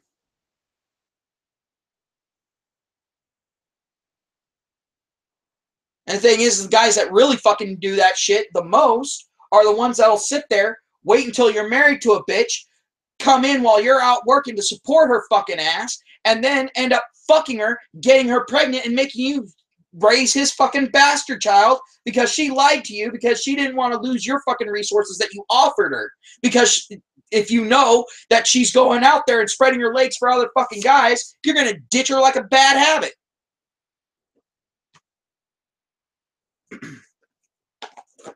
And it's these very same guys that are sitting there saying, "Oh, well, you should go ahead and get married." Fuck you.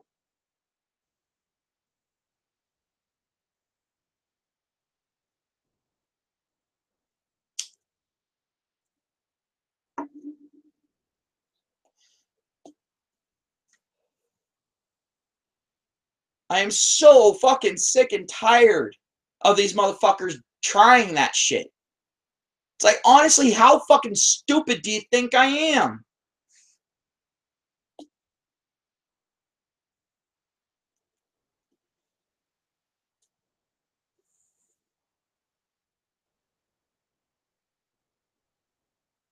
But the thing is when I was with my ex, funnily enough, there were a lot of people when we went down to visit her folks. There were a lot of guys that were saying, "Oh, you need to go ahead and put a ring on that, or else she's gonna cheat on you." I'm all like, dude, if she's gonna cheat, she's gonna fucking cheat.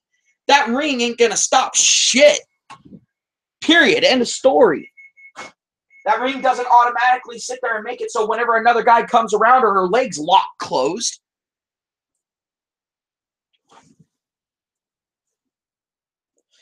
So if you're sitting there and saying she's going to fucking cheat on me if I don't put a ring on it, then guess what? She was going to fucking cheat on me to begin with, and I definitely don't want to fucking put a ring on it now. You just increased her proving time by another 5 fucking years, bastard.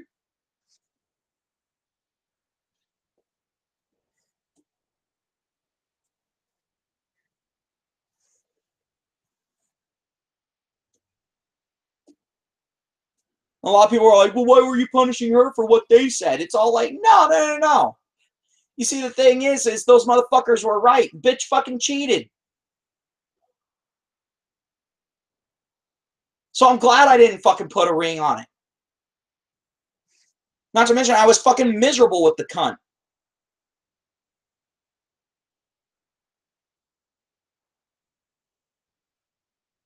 Yeah, seriously. Love just sat there and said, holy shit, that is the dumbest thing I've ever heard. Put a ring on it so she doesn't cheat. Yeah, exactly. The thing is once you put a ring on it, she can have carte blanche to go out and cheat as much as she wants, and she still gets half your fucking shit along with fucking alimony. And I already had a fucking kid with her, so then she would have also gone ahead and got child support on top of alimony. Which I've already said that child support nowadays isn't for the fucking child, it's for the fucking mother. Because they don't have to prove that it's being spent on the child. They can go out there, spend that money on themselves, leave the kid in fucking rags and shit, and then the fucking dad gets fucking nailed for it.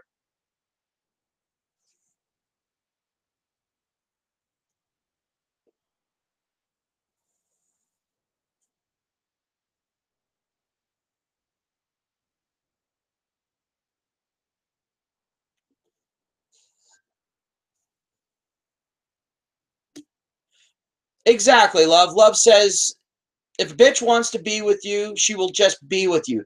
Truth is, they don't want to be with you. They want your money. That's why they give you the ultimatum. Exactly. Very fucking true, dude.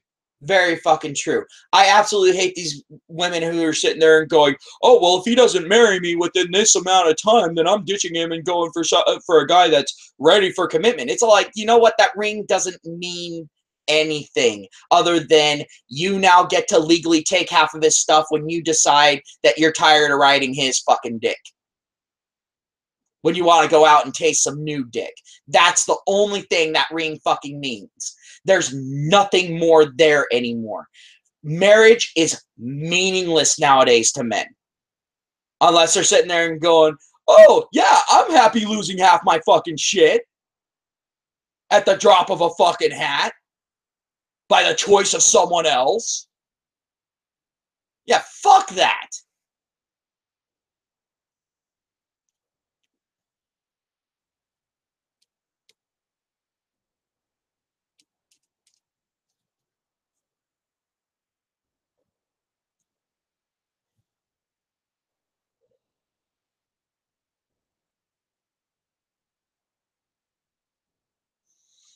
But yeah, it's just I fucking hate these motherfuckers that legitimately think that putting a ring on a woman's fingers somehow keeps her from cheating.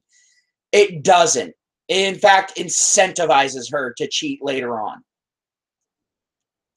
Because now she has you on lockdown. Now she has you by the fucking balls. Now she can go ahead, continue to take your resources while she's going out there and sucking every other guy in the world's dick. And there's nothing you can do to stop it.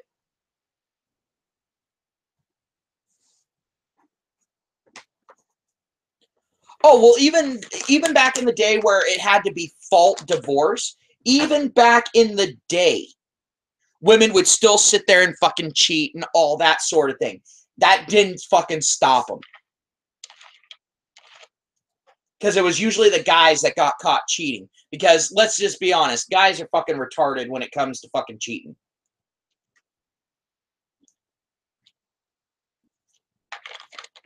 They always cheat on their wife with one of their wife's friends or with a coworker, you know, someone that's easily fucking linked. And they continuously fucking do it, and they start doing it on more and more occasions, and they start taking bigger and bigger fucking risks.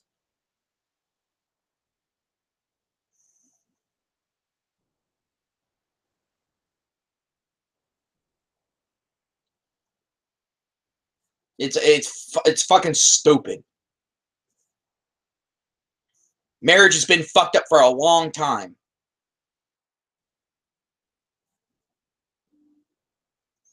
The only way that I could see marriage being a viable option for guys is if they make it so that if you can prove that the other person was cheating, or you can convince a judge that the other person was cheating, then they get absolutely nothing. Or also have it where whoever initiates the divorce gets nothing. That's a pretty fast way of fucking stopping that shit. And then women would sit there and go, well, maybe I'm going to go ahead and think twice about my shit. and then go ahead and just have a situation where, like, have a little clause in there where if the person starts neglecting you in some major way, like within reason, then guess what? All of a sudden, it's a fault divorce, and the person that wasn't being a faithful partner or wasn't being a good partner gets nothing. You know, all the way down the fucking line. But the thing is completely get rid of alimony, no matter what. Just get rid of alimony. No matter the reason for the separation, no matter how long you've been together, whatever. Doesn't matter. No fucking alimony. Once these people separate, no more payments are being made.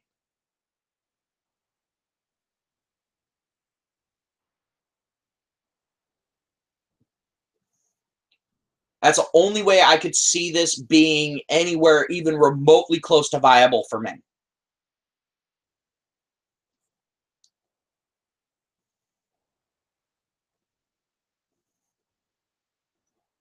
But I mean, hell, I know some guys that have gotten to the point where they're having such massive trust issues that they're actually hiding GPSs in their fucking car that their wife uses so that they can track movements and track patterns.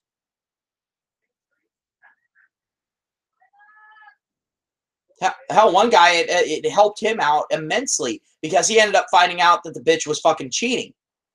And they had signed a prenup that if one of them cheated, that the other one automatically won custody, automatically got alimony, regardless of situation and all that. And they also got a judge that actually held the woman accountable.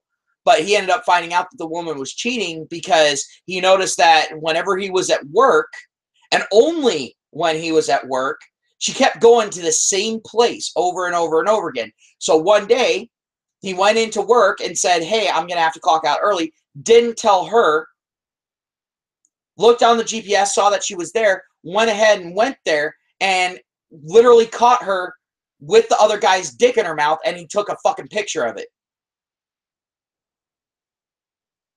And so he was able to show that to the judge and go, yeah, I'm pretty sure that's considered cheating. I think we established this with Clinton.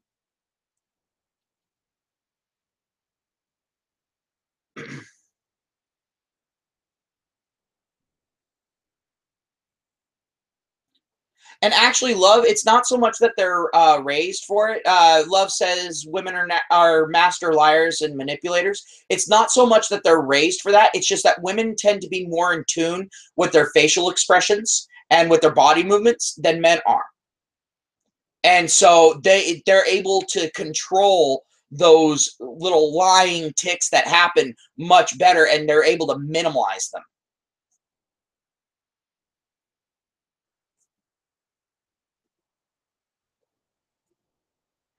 Oh, I agree with you, Donald.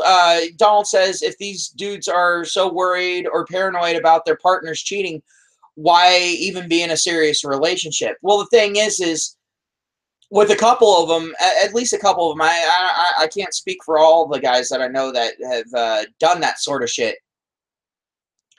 The thing is when it comes to them having those those concerns, it usually comes after the marriage happens. Like, there weren't any red flags beforehand, but then all of a sudden, like, after a while of being married, all of a sudden the sex really tapers off, and all of a sudden some indiscrepancies start coming to light, all that sort of shit. So it kind of happens after the fact.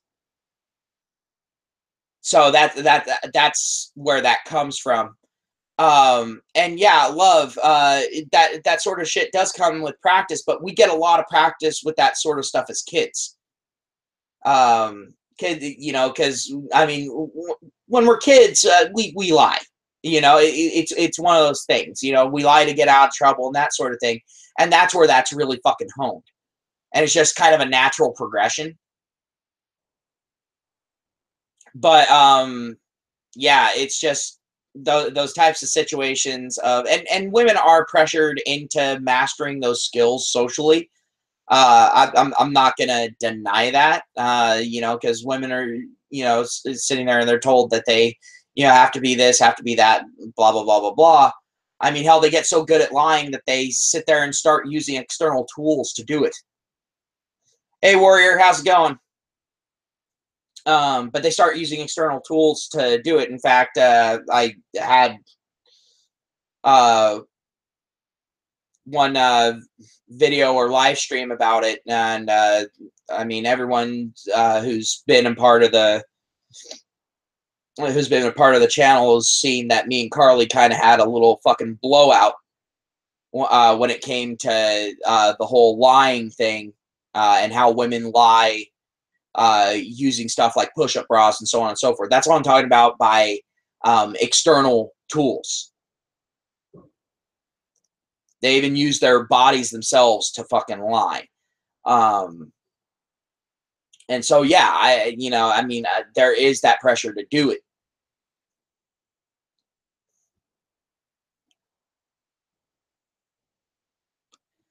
And you know, Malcolm, yeah, honestly, it is a continuous lesson. A guy's life is a continuous lesson. The thing is, the only way that a guy can survive is by learning from past experiences and incorporating that knowledge into their decisions that they make as they go down the road. Unfortunately, the lessons come a little bit too late. At least the big ones do. Like, the lessons come with divorce or false rape allegation or child support payments or something like that. That's where those really big lessons come from. And unfortunately, yeah, you'll learn from it, but the damage is done. And so at that point, there's really no way of readily rectifying the problem. Those are problems that have to be preemptively solved. And unfortunately, you can't preemptively solve them without the information. And so that's another thing that I think is really beneficial as far as MGTOW is concerned, is younger men can go ahead and listen to the horror stories that we have. They can actually use the knowledge that we give them to analyze these situations, see those red flags sooner, and avoid making those decisions that end them up in hot water. Um, and that's the reason why I absolutely love the fact that there are so many more younger and younger and younger men that are going MGTOW. They're sitting there and saying, yeah, you know what? I'm noticing this shit. Yeah, fuck this noise. And I think one of the best places for a guy to hear about MGTOW and really get exposed to the information is actually, oddly enough, high school, because that's where female nature is at its most raw. That's when it's on full display. That's when they're really developing it. And so that's a great time for guys to learn, because then it's right there. They have a real hard time finding it after the fact. But when you're in high school, females have a hard time hiding that nature. And so I think that's a really good time for guys to be able to sit there and look and go, yeah, okay, I see what you're fucking saying. I mean, I'm pretty sure everyone here has gone through high school and they know what I'm talking about with that. You know, the girls that sit there and, you know, jump back and forth between, you know, the popular guys, you know, you know, basically one of the, you know, star asshole uh, jocks, you know, always dating the head cheerleader, and they always tend to be prom king and prom queen, that sort of thing. But secretly they hate each other's guts, but they're also just fucking each other at the same time, just getting a mutually beneficial thing out of that. But they actually legitimately just fucking hate each other, or just don't like each other in general. And then you got the girls that'll sit there and dump a guy if he becomes unpopular so that they can date a guy that is popular, so that way they don't get their nasty bullshit exposed.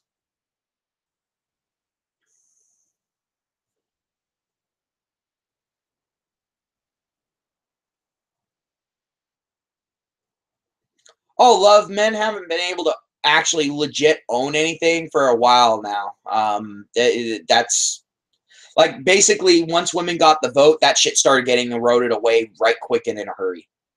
Um, like it just amazes me at how much damage has been caused in such a relatively short amount of time. Um, and so at this point, I really don't see a way of getting out of this without some sort of extreme situation happening. Me, I'm banking on sex bots changing the dynamic enough to where a change is forced.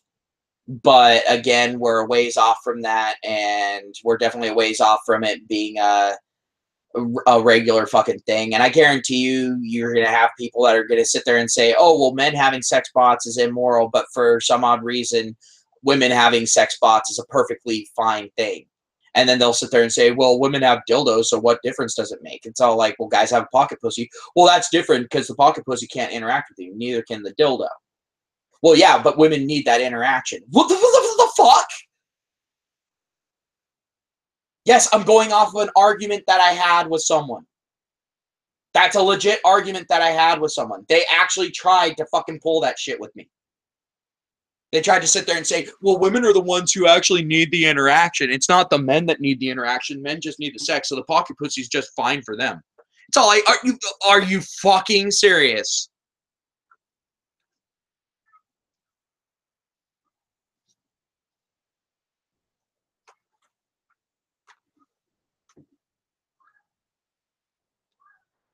Yeah, I think that was Turd Flinging Monkey. Love says, I think it was Turd Flinging Monkey that pointed out that the welfare state was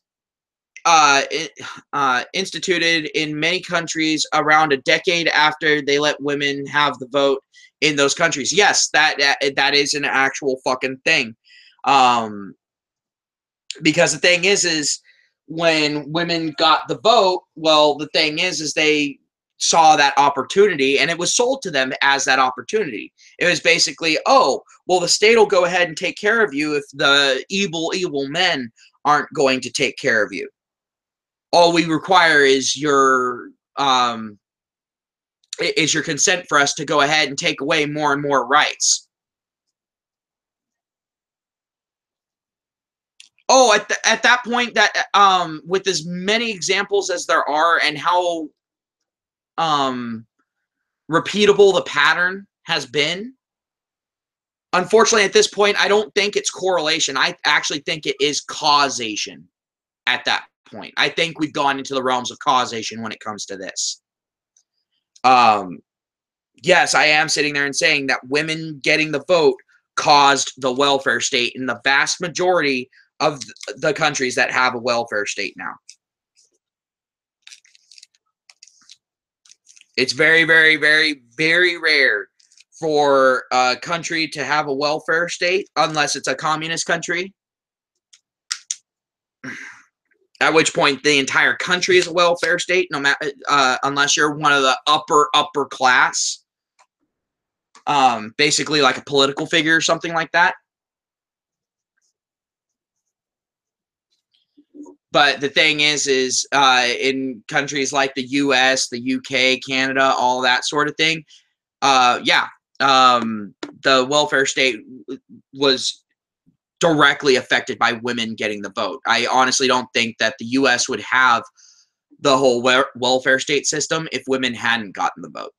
I don't think that men would have been okay with that. I don't think men would have said, yeah, we'll go ahead and pay people to not work. I really don't see that as a thing that men would have done. And the thing is, it was definitely the female vote that swung all of those policies, especially here in the U.S.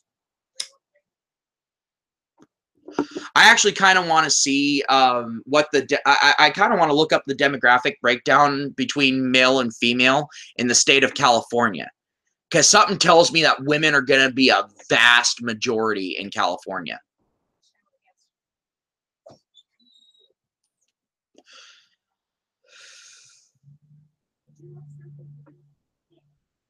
Donald says, all I hear females say online is, I prefer men with a job, good money, etc. Da da da da da. But then it looks like men are supposed to bust their asses just to have it taken away. Yeah, that's exactly it, you know, and that's the reason why women are all like, well, I need a man with a good job. I'm going to go ahead and add that modifier in there because a lot of women say a good job or a decent paying job, and what they consider to be a decent paying job is actually a damn good paying job. Like men that are earning money that four of them could live off of just off of that paycheck. That's what they're fucking preferring. And I think that it's funny. I'll sit there and I'll see a woman that is actually classified as a land whale saying, "Oh, I want a guy that has a six-figure job, that takes care of themselves, is muscular, has a big dick, and has a nice car, knows how to treat a woman, isn't afraid to do the housework." And it's all like, are you fucking kidding me? You're a land whale. You're not a fucking 10. Stop acting like you're a fucking 10. You're not a fucking 10.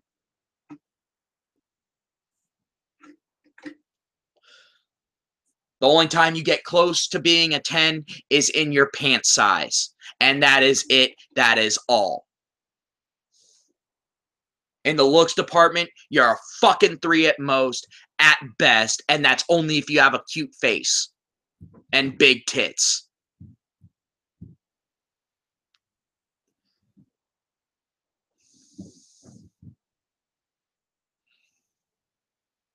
But the fact of the matter is at this point, like, I don't see why guys are getting married. There's no fucking need.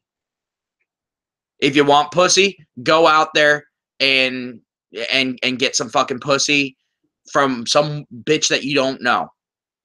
Don't sit there and make it some bitch that you're in constant fucking contact with, because all it's gonna do is give you fucking issues.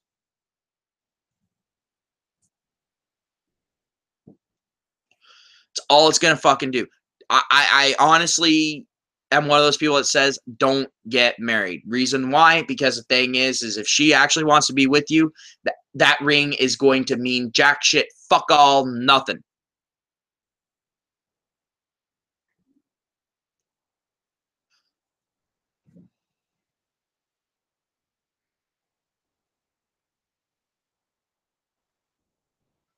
Yeah, seriously, love sits there and says, I know I have 3 kids with 4 different baby daddies, but I want a real man. And sitting there and saying what these women fucking want. It's all like, fuck you. It's all like, no, no, no, no, no, no. You're a man eater. That's all you fucking are at that point. Fuck you. It's like, I'm sorry. If you've got kids with more than one fucking guy, you don't know what the fuck you're doing other than in the sheets. You know how to make a guy nut. That's the best you have to fucking offer. Guess what? There's other women that know how to make a guy nut too. They're called fucking prostitutes. And I'm not going to end up having payments for the rest of my life. It's a one-time fucking payment. Fuck you.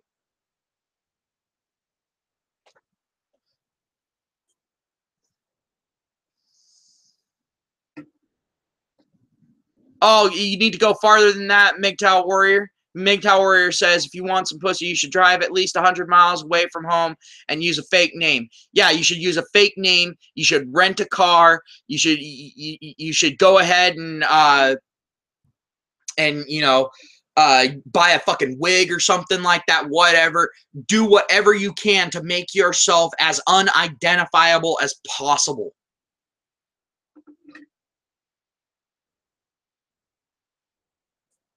But damn, I mean, it's gotten to the point now where it's all like, even if you go 100 miles away, you still might get fucking nailed. I'm surprised they haven't started launching full-fledged forensic investigations trying to find baby daddies.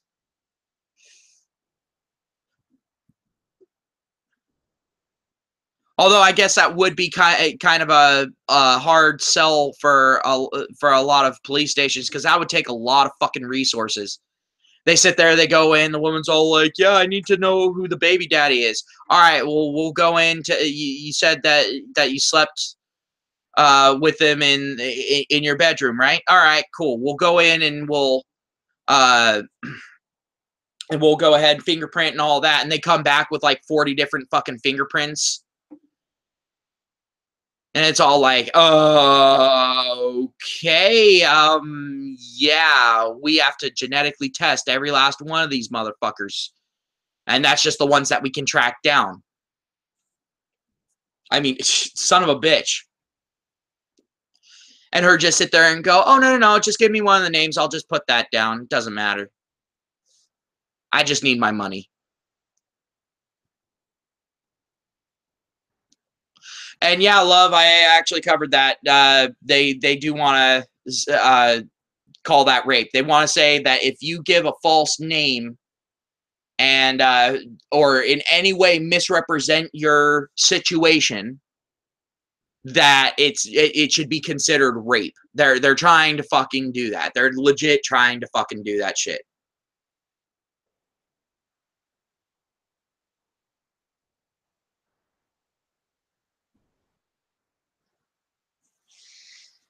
But yeah, that is a situation that's going on, and it's a situation that definitely needs some fucking attention. But this stream's been going for a little bit, and I got some things that I actually need to do. So I'm gonna go ahead. I'm gonna end the stream here. I got way off base, but hey, whatever. Um, I guess this was kind of a banter episode as well. But yeah, anyone watching now or who's watching after the fact, I put a video link down in the description. I highly recommend that you go ahead and watch it so you can see what I'm talking about as far as the paradox of a red-pilled traditionalist. It's actually Bill Burr coming to the realization of what the fuck he's doing wrong when it comes to talking to guys who are going through divorce and all that shit. It's a short video. It's only 10 minutes long. I highly recommend it. And not to mention it's Bill Burr. So, I mean, there's some comedy in there, but it's actually more of a serious thing. It's just an excerpt from one of his podcasts. But yeah, I highly recommend going ahead and listening to it. Just letting you know right now, be prepared to be a little bit fucking pissed off at the story that he's fucking reading off, because it was a story that someone sent him. Well, not a story, but an email that someone sent him. So go ahead and be prepared for that. If you got a bitch that you can go ahead and rage fuck afterward, you might want to. Or if you got a punching bag, that'll work too. So have yourselves a good one. I'll talk to y'all later. Peace.